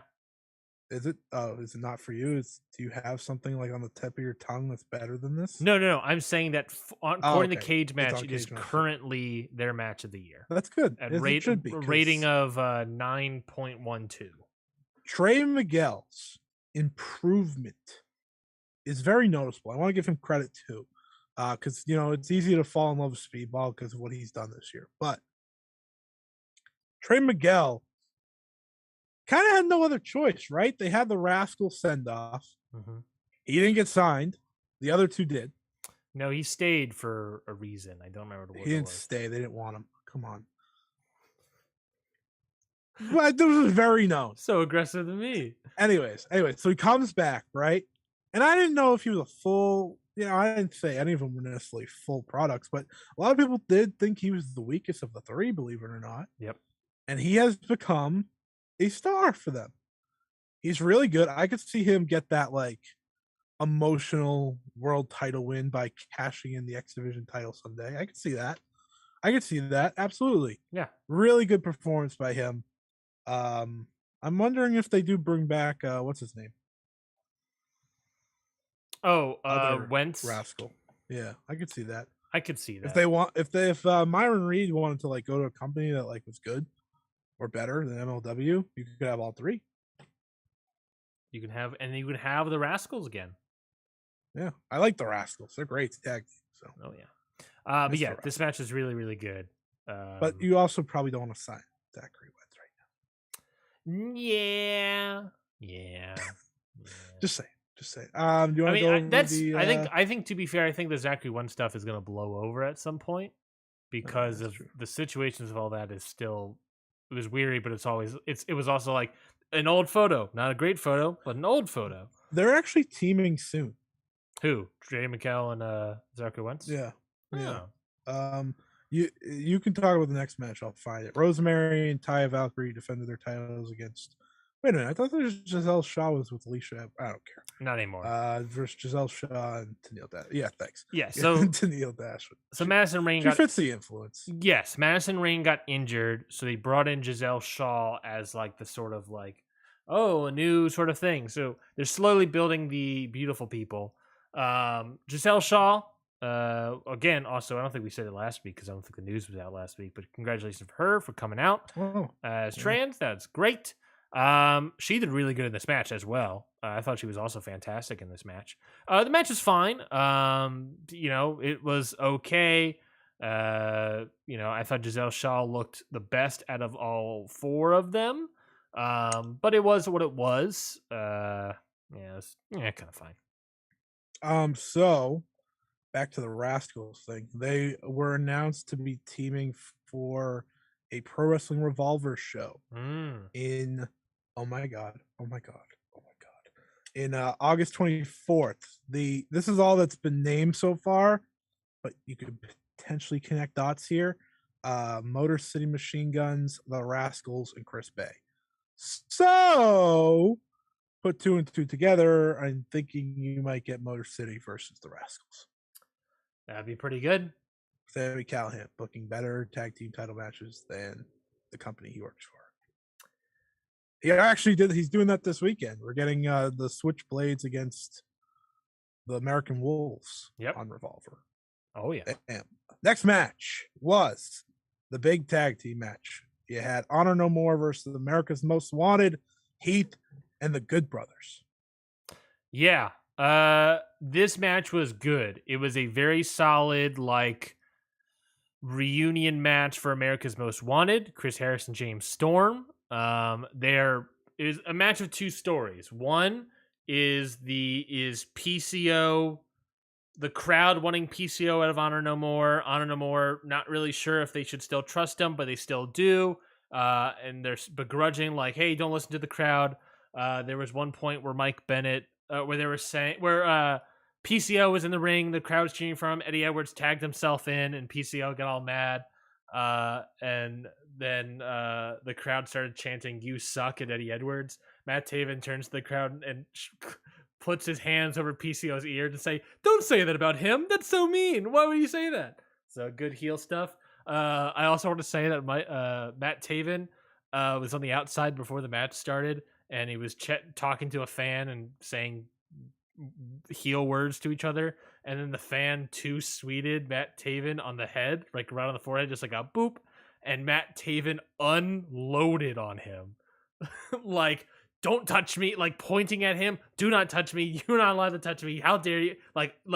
Faces red, unloaded on this guy. Matt Taven. It was hilarious. It was hilarious. Always have.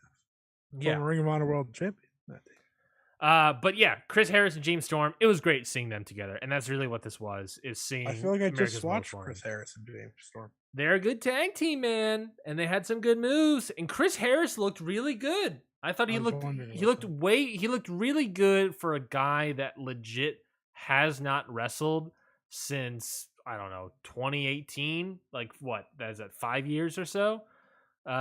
Pretty good. Way better than I think I would have thought. I don't know. I mean, the guy, I don't know how old he is, but he's probably in his 40s, maybe his 50s. Pretty good. He is not. He's 27 years of experience. So he's at least 27. We know that much. He began his in-ring career in 1995. Let's see. Chris Harris, wrestler, 48. He's 48 years old. This was his first match since 2018. Yeah, and I thought it was good. It was pretty much a good reunion match.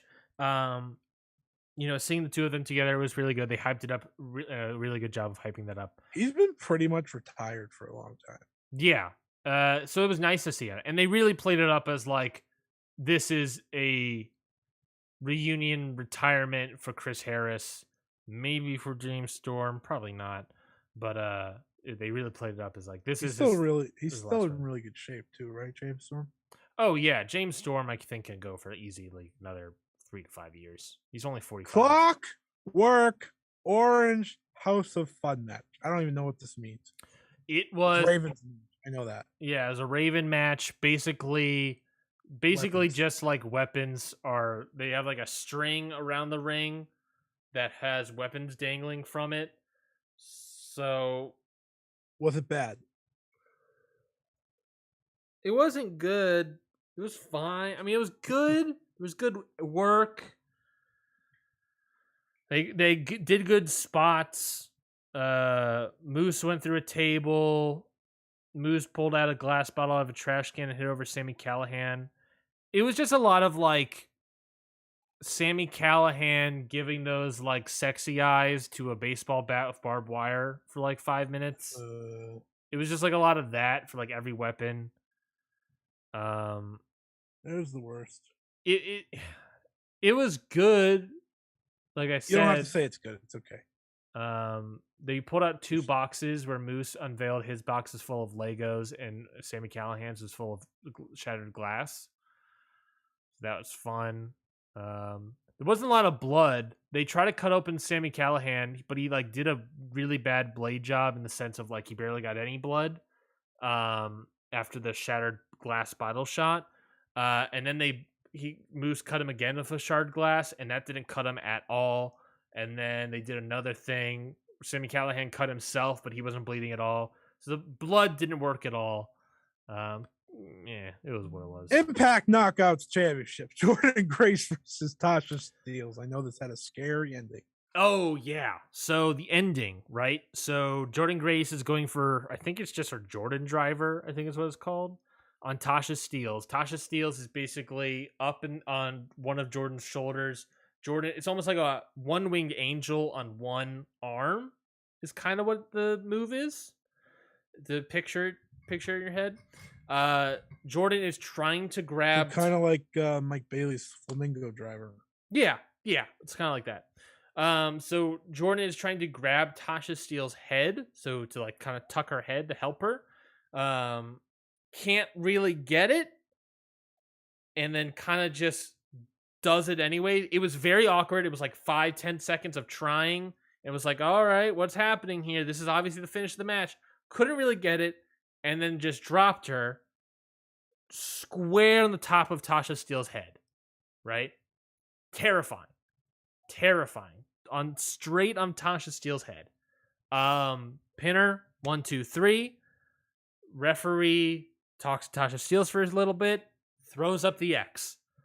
Jordan like taking a little bit to get up because she's obviously talking. Then Jordan leaves. And then they cut to commercial or whatever. During the commercial break, you got the medic team out there looking over Tasha Steelz. She eventually gets up on her own. She gets up with a little help, but she's able to walk a little bit. She takes 3 steps, falls over again. And the medics, I see them, they're like, eyes open, like, oh, what the? Concussion. She gets up again, walks to the other side of the ring, leaves the ring, and then basically just tumbles off the ring apron. Oh, boy. Concussion City. I don't think any of it was a work. Her tumble didn't look protected. It was bad. I don't know what happened. If it was a work, great work. If it wasn't a work, the medic people should not have let her walk on her own. Dumb idea, especially the second time when she's going out of the ring by herself. And she really stumbled hard. Gotta be a concussion of some sort. She looked bad after the match. That's real scary stuff. Because it was like, you drop on that. It's either a concussion or a broken neck. Right. So it was real scary.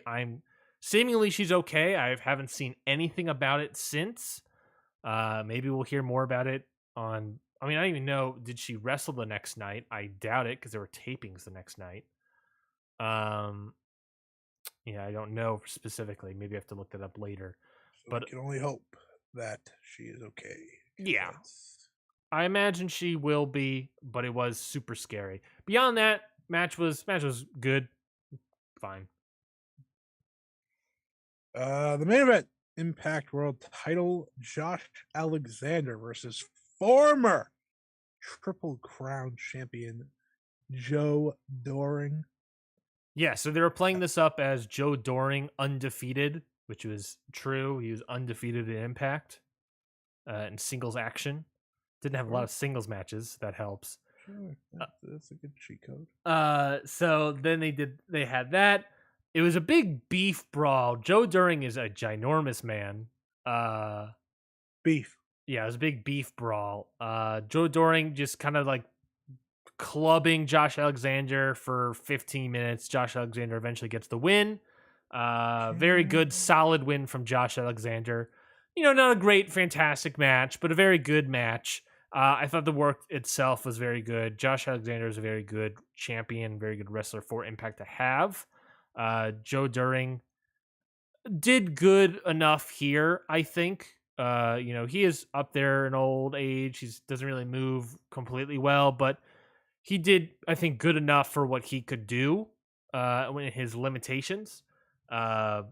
So beyond that, yeah, it was pretty good. A lot of clubbing from Joe Doring. Just a lot of like these movements of big shoulder rotation, fists onto the back or something. Yeah, so very good stuff. Like I said, overall the show was like a B plus or something like that.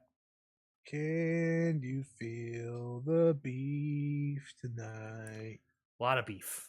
A lot. You take back over now. I will. So yeah, Impact. Very good show. Impact against all odds. I mean, honestly, Scotty, if they continue the streak of B pay-per-views, I'll keep watching them. Pretty good. Maybe here's the question. Maybe I'll go back to watching television. I don't know. You've been to what? 4 wrestling shows this year? I went day one. This Impact show. Terminus twice. What was the first one? Yeah. What was the first? The original, and then the second one. Yeah, I don't remember if that was this. The first one was this year, last year. Yeah, it was this year. It was. So at least 4 I can think of. Rank them.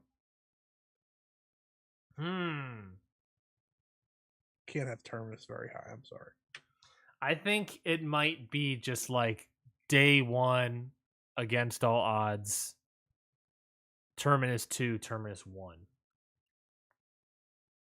Shout out WWE for being the best. But AEW is coming to my neck of the woods soon. I think it's this month, actually, in like 2 weeks. My ranking is AEW Dynamite. That's it. No, that's probably way better than WWE day 1. Oh yeah, I got to see FTR versus the Young Bucks. So, but hey, you can see Takeshita at Terminus whatever 3, 4, 5, 6. Dude, 7. It's what was the match? What was the Terminus 3 match? Him and then the good guy. We really don't have a lot of time, but I'm totally looking it up. Jonathan Gresham versus Takeshita. Masha Slamovich versus Queen Aminata. I'm excited about that. Yeah, Terminus stuff. Speaking about AEW television, you wanted to talk about some AEW television because they got a pretty poppin' show in Rochester, New York. I believe this is their second time, and I'm glad they're kind of shouting out again for Rochester Blue Cross Arena. I don't know what's happening in like real world television stuff because they are loading this show. Yeah. For both Dynamite. Well, they're not loading Rampage. They only have one match announced for Rampage, but we'll get to that discussion, I guess. But yeah, Dynamite right now is looking like Marina Shafir and Nyla Rose versus the newly named team Thunderstorm, Thunder Rosa and Tony Storm. Butcher the Blade versus Keith Lee and Swerve Strickland. That should be very good. AEW TNT title street fight, Scorpio Sky versus Wardlow. And the interim AEW World title match, Jon Moxley versus Brody King. We need to have a conversation. All right. Why is Marina Shafir on TV again? Okay. In a wrestling match. All right. A tag match is going to hide her a lot more than a singles. Sure. Nyla Rose is doling out charisma like nobody's business. Okay, I didn't say anything about Nyla Rose. I know you didn't say anything about Nyla Rose, but I'm saying that putting Marina Shafir with Nyla Rose in a tag team fashion helps Marina Shafir a lot because it's going to hide her weaknesses a lot more. I think she's just terrible. I think she's fine, honestly. She's so boring. No one cares. She is boring. No one cares about her. She's boring. And I think that's it, is that she is a wrestler. I think that's more of the frustration, is that she doesn't get cheers or boos at all. She just gets silence. She gets everyone going to the bathroom. Yeah. And that is not good. And there's not really been someone like that in AEW before, in a weird way. but weirdly it's Marina Shafir, and I think they're trying to fix it by teaming her up with Nyla, because Nyla definitely get some energy going, but I don't know. For some reason they're pushing her. Do you have any other thoughts about any of the other matches announced? The world title match should be great, and there should be a new TNT champion. Yeah, I think world title match to address that should be really good, hard hitting brawl. Probably expect somebody to bleed, but John Moxley's 100% retaining. I do think there's a reason why they picked Brody King in hindsight, knowing that this match is in Rochester, New York. AEW World Title match, John Moxley versus Brody. I think there's a reason they're doing that. AEW TNT title street fight. Yeah, you got to take the title off of Scorpio Sky, right? Oh, it's very much time. Just reset. Just reset the whole division a little bit. Just reset it, because your other mid-card title's already in a better spot, and it's not even being defended on television. Rev Pro. Now, there is the aspect that this is a street fight, which means that Ethan Page, Dan Lambert, any member of Dan Lambert's crew, America Top Team, can and probably will be involved here. Yeah. Now, Wardlow did beat 20 scrubs that other day, but these won't necessarily be scrubs. So there is... Depends who you ask. True. This is me. This is you talking to Andre Lotsky or whatever the fuck his name is. Mm-hmm. Scrub. Scrub. So there is I think they're setting up the idea that there is a chance that Wardlow can lose, but I think you put the title on Wardlow. Yeah, you gotta, not Nagata. You gotta give him the belt this time. Otherwise you risk a lot of things, I think, if you don't. It's almost would be bad will in a weird way to have Wardlow lose. Yeah. Now this brings me to my question for you. Well, Mr. What? Do you want me to say the match for Rampage as well? No, I'll just say it. All right. So on Rampage, we're getting the Gates of Hell, or whatever they're called. Gates of Agony? Agony? Yeah, the Gates of Agony, led by Tully Blanchard, against the Ring of Honor World Champion, Jonathan Gresham, and Lee Moriarty. And my question for you is that, do you think AEW will improve as a product when Ring of Honor has its own TV and we don't have to build random matches on AEW television for a Ring of Honor pay-per-view that is happening in 3 weeks' time? Yeah. I think it'd be foolish to think it wouldn't. Now, I mean, to be fair, I don't think AEW's current television product is bad. I don't think doing the Ring of Honor matches and building the show through AEW television is necessarily bad. It's not making the show worse for me. It's just like another story. And I get to see Jonathan Gresham wrestle. That being said, once Ring of Honor is able to get television, once Ring of Honor is able to have its own thing, whatever that could be, and I have a weird pitch about who I think that should be. Once Ring of Honor leaves, it solves a lot of online Twitter's complaints about AEW. It solves roster bloat. You know for a fact AEW roster members are going to go over to Ring of Honor. You know, if you get just a good sizable portion of mixture of age ranges of people over onto Ring of Honor, the Gun Club as a tag team, maybe that's a fun little thing in there as well. I don't know, just pick anybody, just bring them on over. I think they could do very good stuff in there. You know, maybe Buddy Matthews himself just goes to Ring of Honor. You know, maybe that's something. And stays there.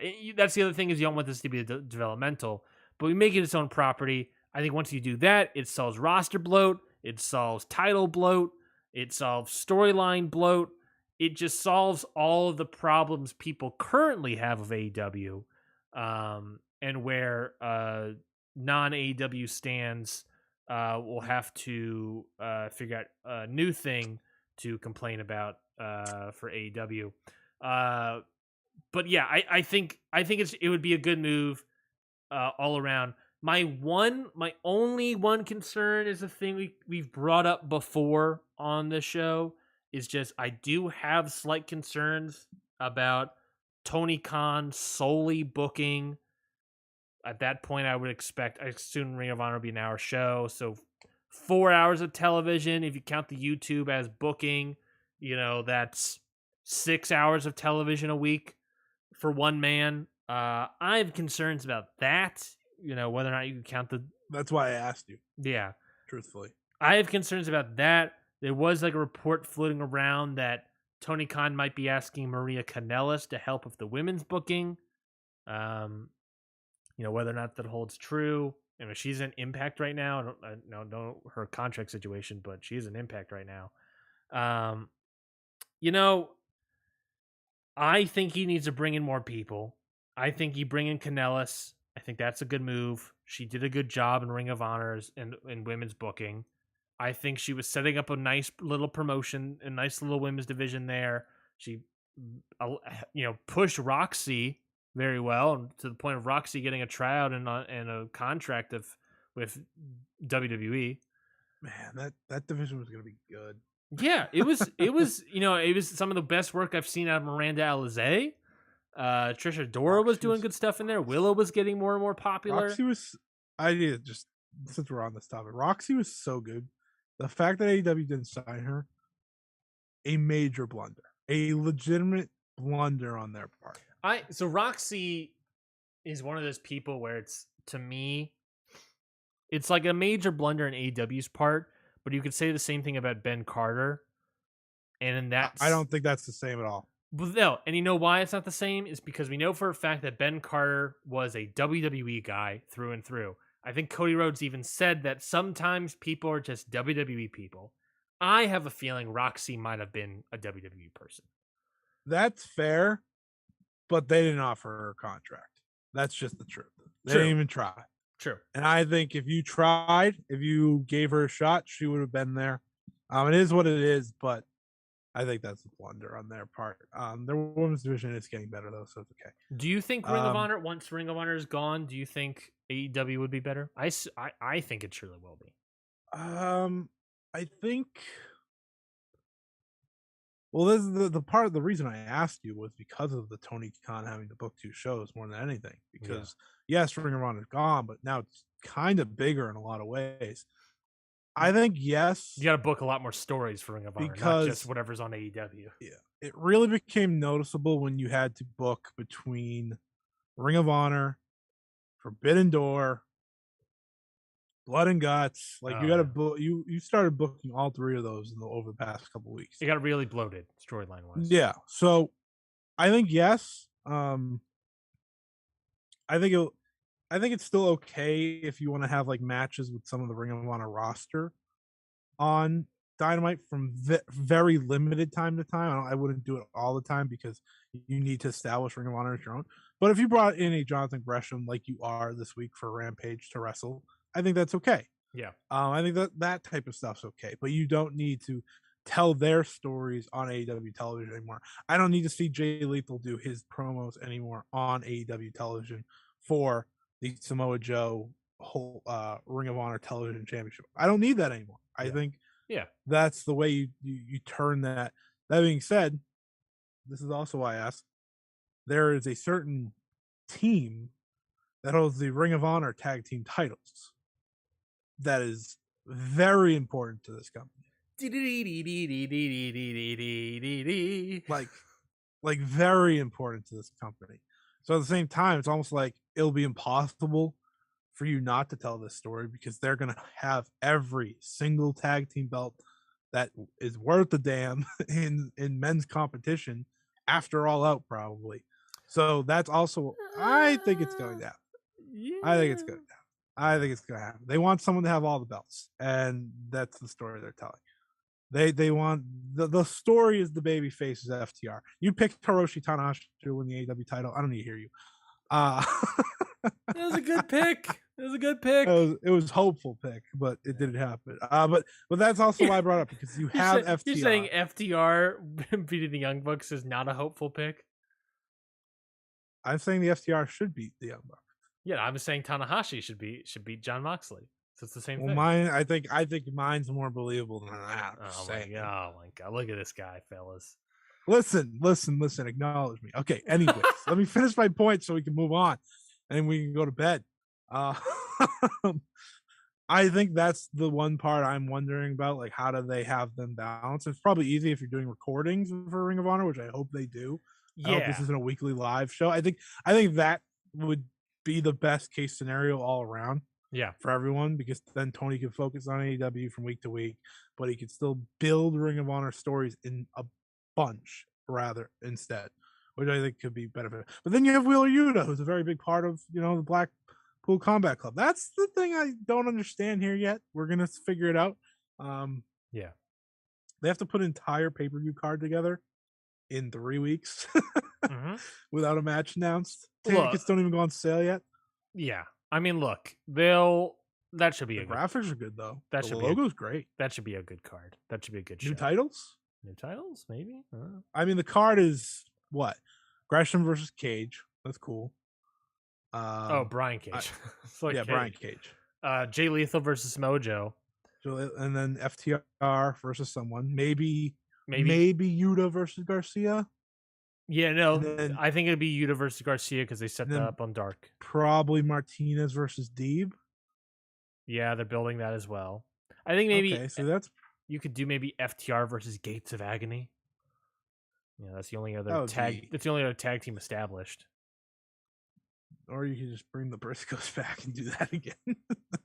Yes, I'd rather. Sorry, is that me dreaming? Or you can bring a New Japan team, or maybe an Impact team. Motor City.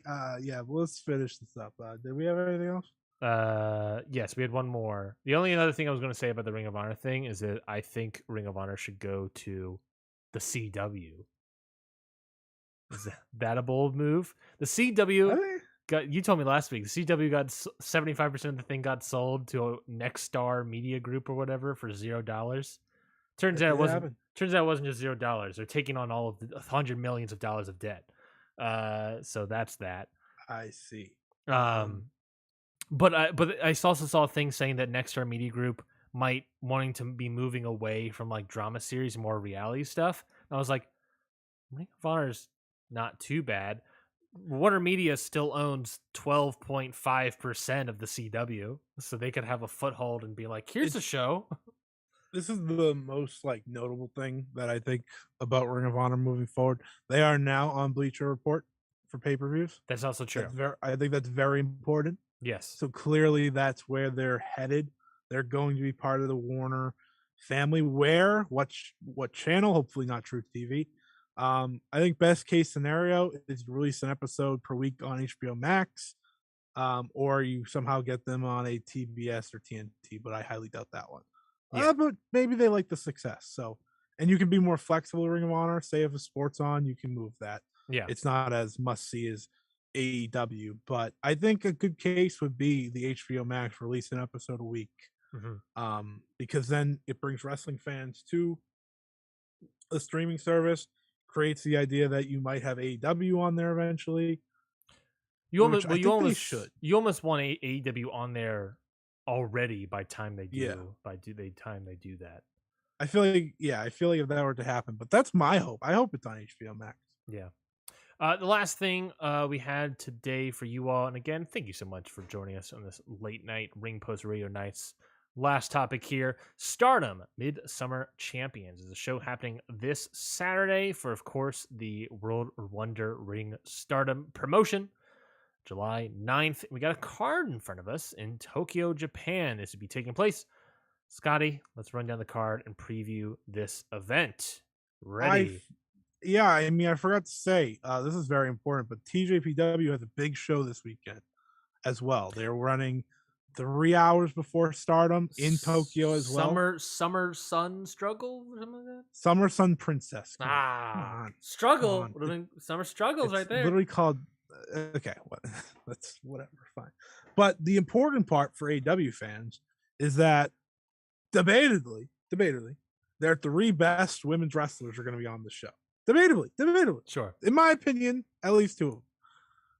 You got Riho teaming with Arisu Endo to go against Mesa Ruga, who, of course, battled Azumi on Fantastic match. pay-per-view. A fantastic match. I don't remember when that was, but fantastic. In that phenomenal high-speed match. I forget. They have so many pay-per-views. I apologize for not knowing the pay-per-view. Yeah. I probably could check in like 2 seconds. Let me just... are you talking about Cinderella? Oh, it was a Cinderella tournament final. Yes. So there you go. So that's a really cool match. She's teaming with Suzume, who I think is a very underrated wrestler. Mm-hmm. Mesa Ruga is great. Her versus Riho should be really, really good. Yep. You have Hikaru Shida actually in the opening match on the show. She's teaming with Hikaru Noah, who she beat at Grand Princess. To team against Yuki Kamifuku and Mihiro Kiru. It should just be a very quick, easy win for her. Nothing special, but it's the opening match. Mm-hmm. Aja Kong's on the show. Yep. Just for fans that want to be interested. Maki Ito's on the show, an AEW star in her own right. She's going against Alex Windsor. That should be a great match. From Rev Pro. Yep. Willow Nightingale is on the show.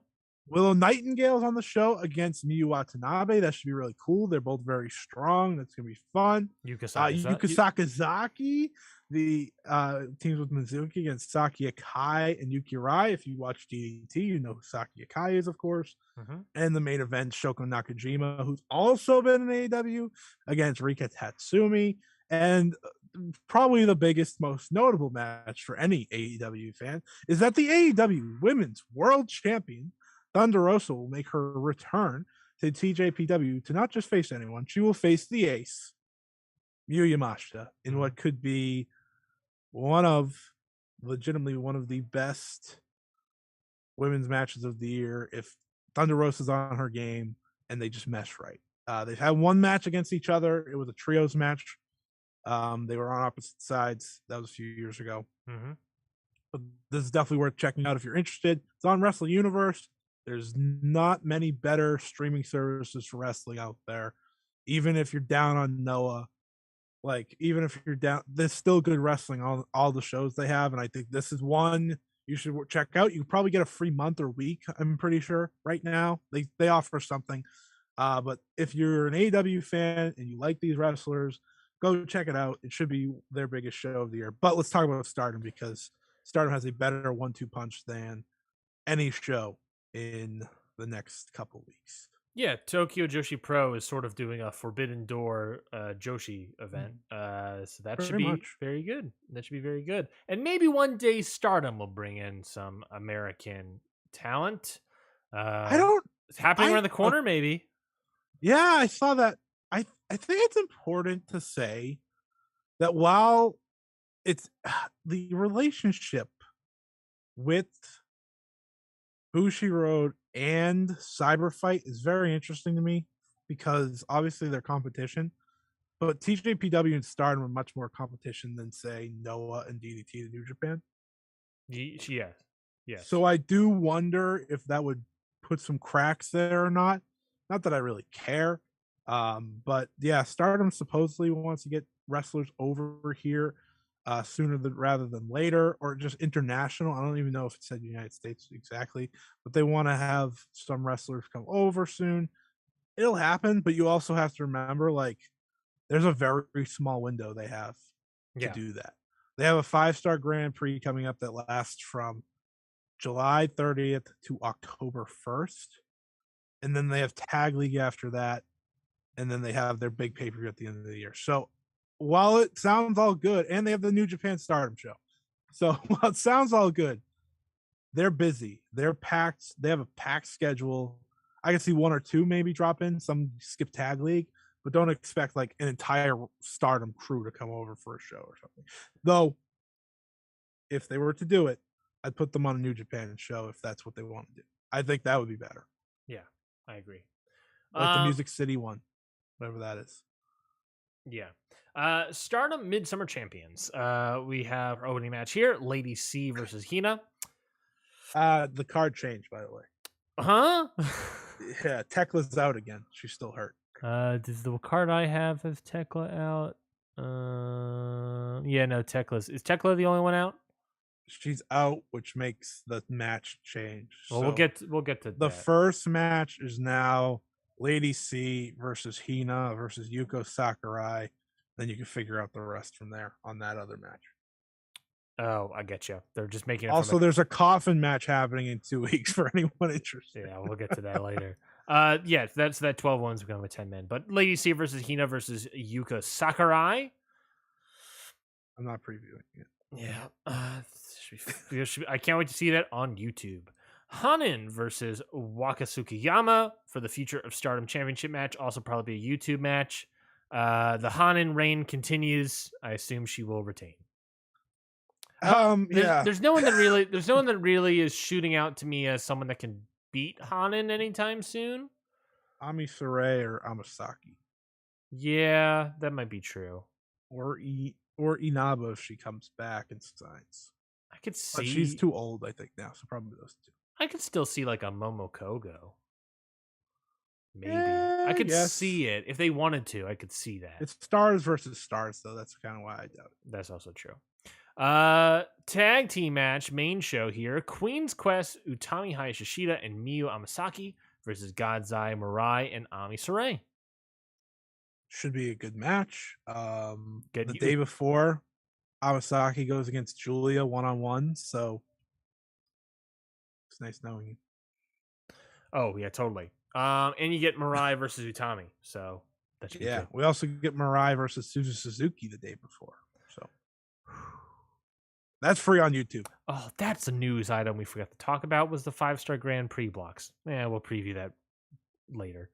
We'll preview that in a few weeks. Yeah, we'll preview when it actually happens. 8-woman tag team match. We're fine. Yeah. 8-woman tag team match. Mayu Iwatani, Hazuki, Kagama, and Saida, my girl, versus Saki Kashima, Ruaka, Rina, and Fukigen Death. My girl, well, my death.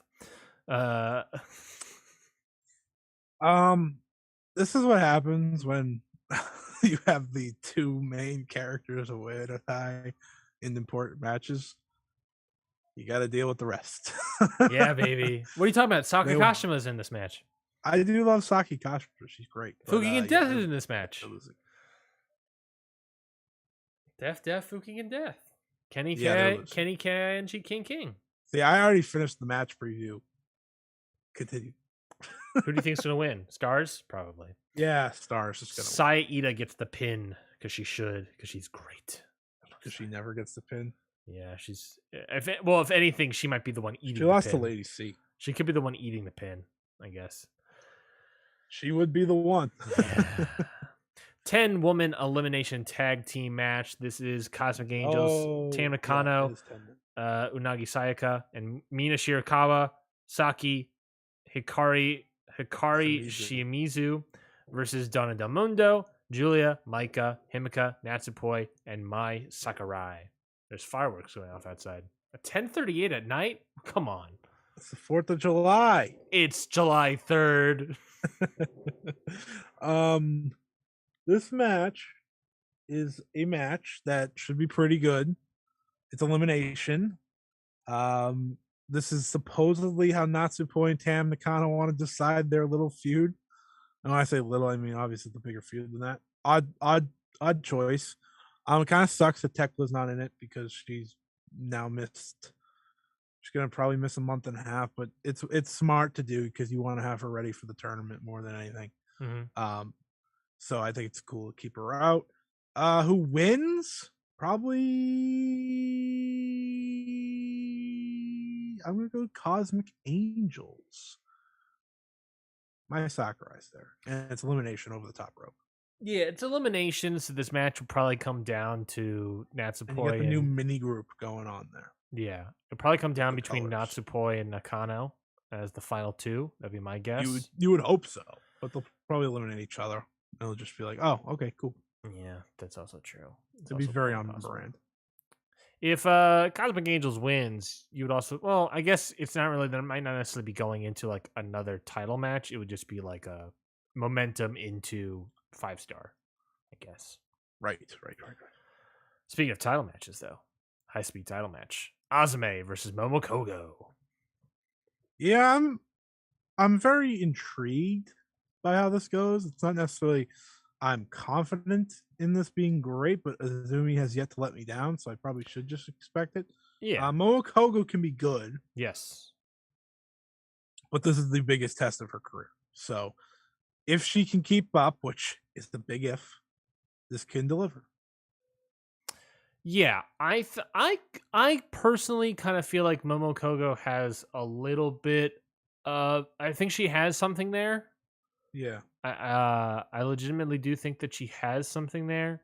Um, I think Azumi can maybe pull that out. If anyone can maybe pull it Mm-hmm. out, I think this could be a fun, good match. For Momo to get elevated by losing and then defeat Hanan for the future Stardom's champion. Sure. Yeah, why not? Moment. Why not? Why not? I can't give you a reason of why not. Yeah. Well, yeah. Why not? Here we go. Strap in, baby. Click, click. Wonder of Stardom Championship match. Saya Kamatani versus Starlight Kid. Is Starlight Kid winning the title? What? Is Starlight Kid winning the title? We've been talking about it for like a year now. Listen. I had so much hope in her winning this when they first announced it. And then they had Kyrie walk out and be like, Saya, I'm going to face you with my tag team partner. And then I want your belt. And I was like, God damn it. Why did you have to take it away from me? Yeah. So it takes a lot of the drama away. And I think they can create drama because they're that good. Because at one point, I thought this could be a Stardom match of the year contender at the very least. Yeah. I still think it can be. But when you lose that drama, you got to do what Sai and Natsupoi did. You got to do like something like that where even when you think it's not even a question, it still delivers. I have all the confidence in the world with these two. They're fantastic against one another. It should be phenomenal. But I do see Saya winning. Yeah, this should be very good. Should be very, very good. I'm very excited about this match. You have no idea. For me, this is my hypest match of the night.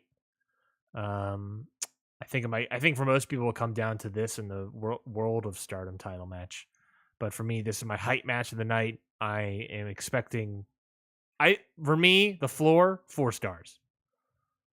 Yeah, that has to be the floor. It has to be the floor. I think anything less is an absolute major disappointment. Truthfully, a 4-star match might be a disappointment because I think that's how good they are against one another. So, and I feel that way about the main event too. Truthfully, like these two matches should be nothing close to 4. They should be higher than that. They should be special. I totally agree. I would love to come on Sunday raving about this match. So I think it should be good. I don't necessarily think Starlight Kid's going to win. I wouldn't have necessarily put Starlight Kid as one. Me too. I would love it. But I don't think Starlight Kid was going to win for me before the Kyrie thing. Definitely not afterwards. I could see maybe afterwards. That'd be weird. That's a very WWE booking thing. But that is what it is. But I think Saya Kamatani still going to retain. Yeah, I think while I don't expect it for either one, I think it would be smart to change the title because you don't want to fall into the trap of going into the 5-star with the same champions and having both lose at the same year-end event like they did last year. You don't want to get in that cycle. Yeah. So changing it up before the 5-star and based on who's in what block, it's possible because, Saya in the superstar block makes sense because you have a lot of potential challengers, which she is in. And you have Momo in the superstar block as well, which again, potential challengers. There's stories, and let's just move to the main event here. I wrote a big article about it, blah, blah, blah. You can go read it at voicesofwrestling.com. But great plug. The stories here are phenomenal for this match.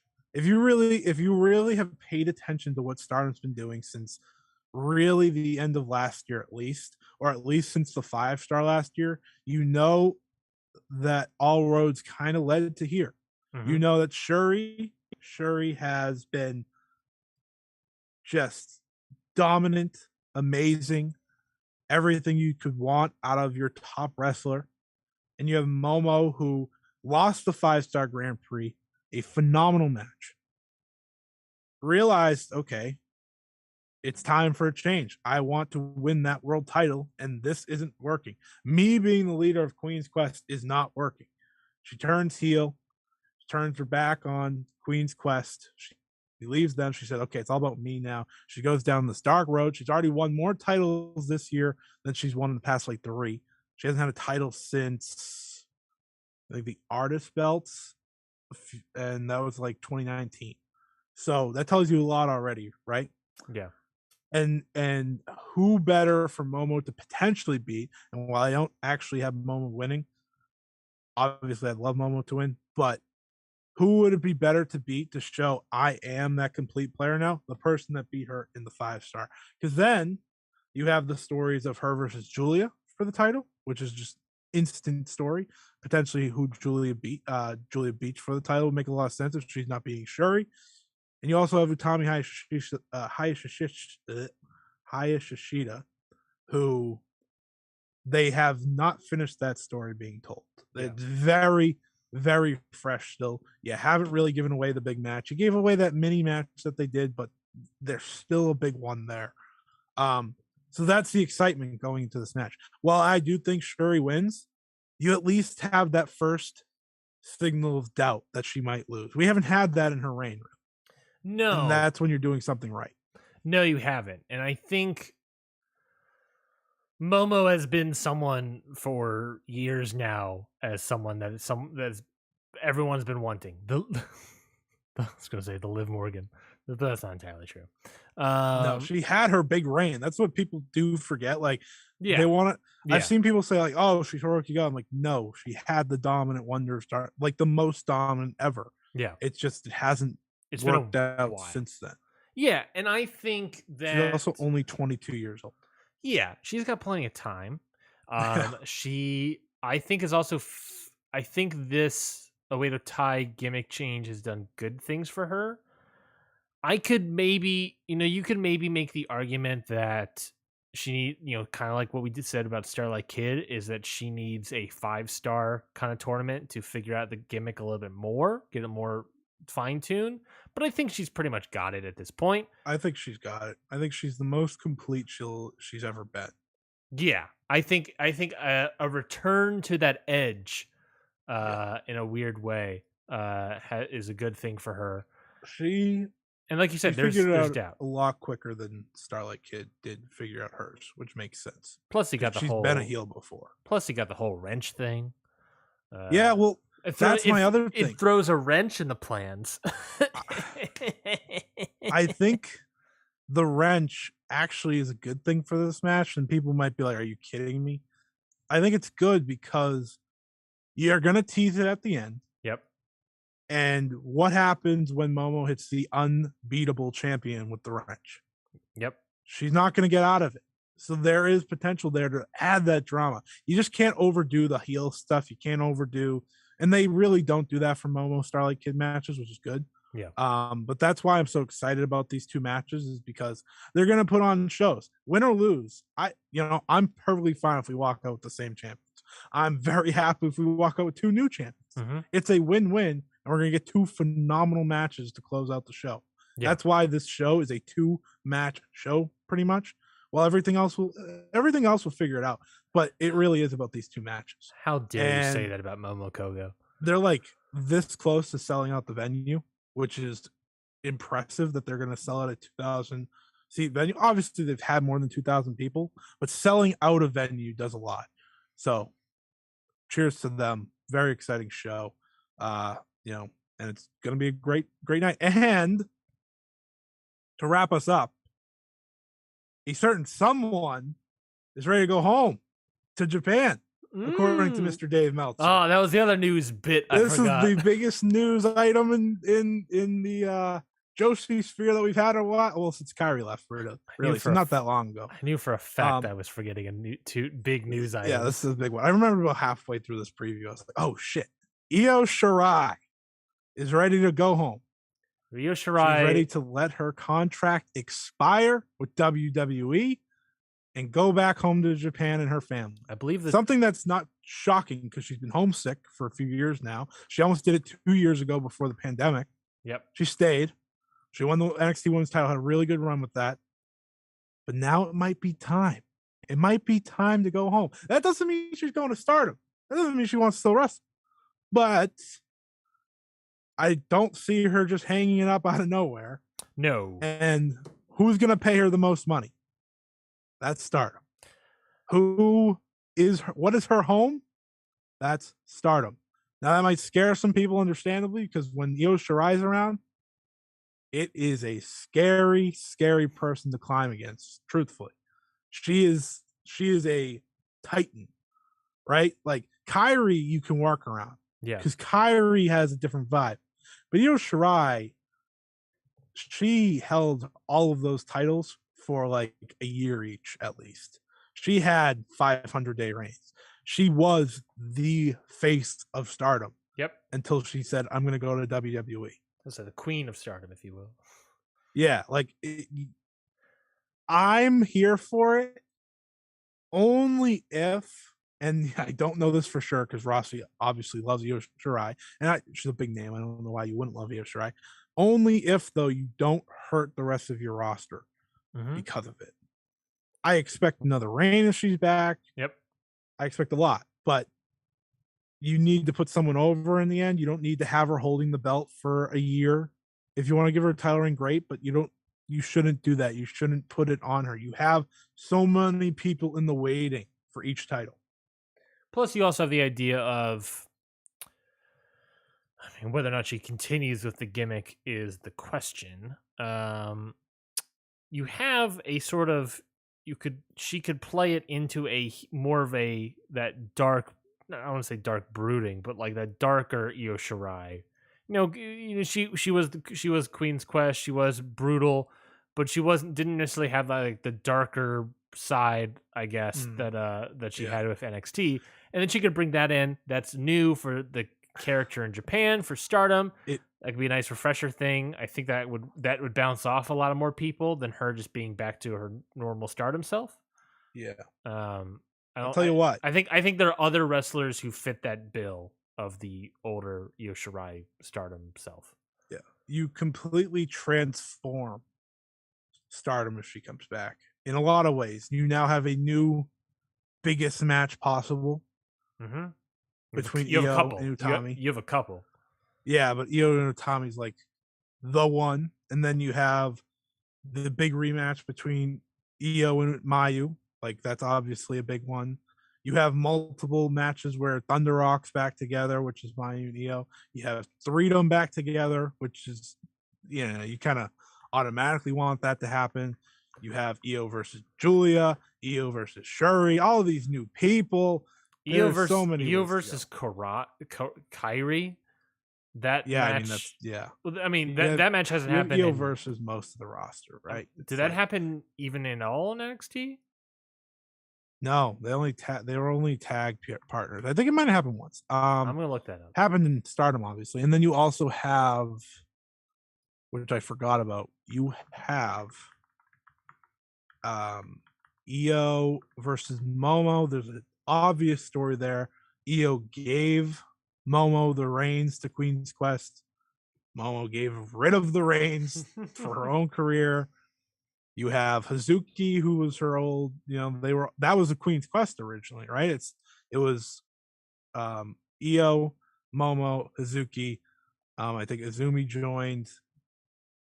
Azumi's obviously a big name now for her to wrestle. Yep. Very similar styles in a lot of ways. The high speed way, they're very similar in stature. There's a lot of ways to go. Starlight Kid, like, you have an entire roster. It's very interesting to play. I'm not going to say like get your hopes up for it, but also if she goes back to Japan, she's going to one place only. 100%. Io Shirai and Kairi Sane did not wrestle in a singles match at all in NXT. It's very on brand. At all in NXT. Good. so it's fresh. It was only tag matches, so they have not wrestled since Stardom. At this point, it's a very, very fresh match. So I think she would be back in Stardom. I think it'd be foolish to think that she wouldn't be if she's still wrestling. Yeah.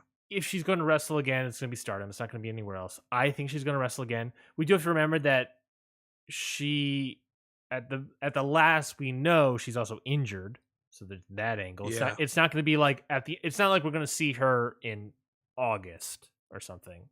No, you have to probably expect. I don't think we'll see her in August. Here's better for me. I will say if she does return, her return match will be at the year-end event. That's my guess. That's possible. I can see that. Be a good spot for it. I could say maybe, early in that, maybe the 5-star final. I don't know. Well, she's injured. I'm guessing she doesn't jump right back in like Kyrie. Kyrie took a little time. I just don't. Well, we wants to come home. We don't know the extent of her injury. That's why I'm only thinking. That's also true. I have no idea what her injury is to begin with. So. Yeah, it's like a foot thing. She has the CM Punk injury. Something with her bottom half of her body is injured. Yeah, sounds painful to me. That's it for the show. Apologies for the super long show, but hey, you know what? More content. Well, that's because I had a intermission. But yeah, Ryan, hit it. Match of the week. I edited it out in audio, so they'll never know. They'll never know. Match of the week. I was gonna go chalk with this one, but I'm just gonna go with something different and fun. Little chalk. I was gonna go with chalk, but I decided against it. I'm gonna go with New Japan Road Night 6. Ooh. Alex Zane, Hiroshi Tanahashi, and Kushida versus Gedo Kenta and Taiji Ishimori. How did Kenta look? Good. How did Kushida look? Pretty good. Pretty good. Good. Kushida's back to just being classic Kushida. I think he has a little bit more of like a punch. He has a little bit of that jean pants wearing Kushida in him. But overall, he'll get the stink off. It's pretty. He was still good in NXT. He didn't acquire a lot of stink. All right, he'll get the little stink off that he has. Yeah, that little stinky boy Kushida. That's why they put him in 2 tag team matches. Isn't tomorrow like Ishimori and Kenta versus Tanahashi and Kushida? Oh yes, it is. Oh, it is. Oh yes, it is. Beautiful. Tanahashi and Kushida versus Kenta and Ishimori. He just injected crack into his veins. I cannot. My match of the week was the King of DDT final. Yeah. Between Naomi Yoshimura and Kazusada Higuchi. Higuchi has finally won the DDT title that I don't know the name of. I think it's the KOD title. Yeah, KOD championship. Also, Takeshita is returning to DDT for their biggest show of the year. So that's cool. Yeah, it should be. I'm excited for that. Yeah. Goodbye. I want to see that in the Jun Akiyama match. I heard good things about that match. Oh, with Higuchi? Yeah.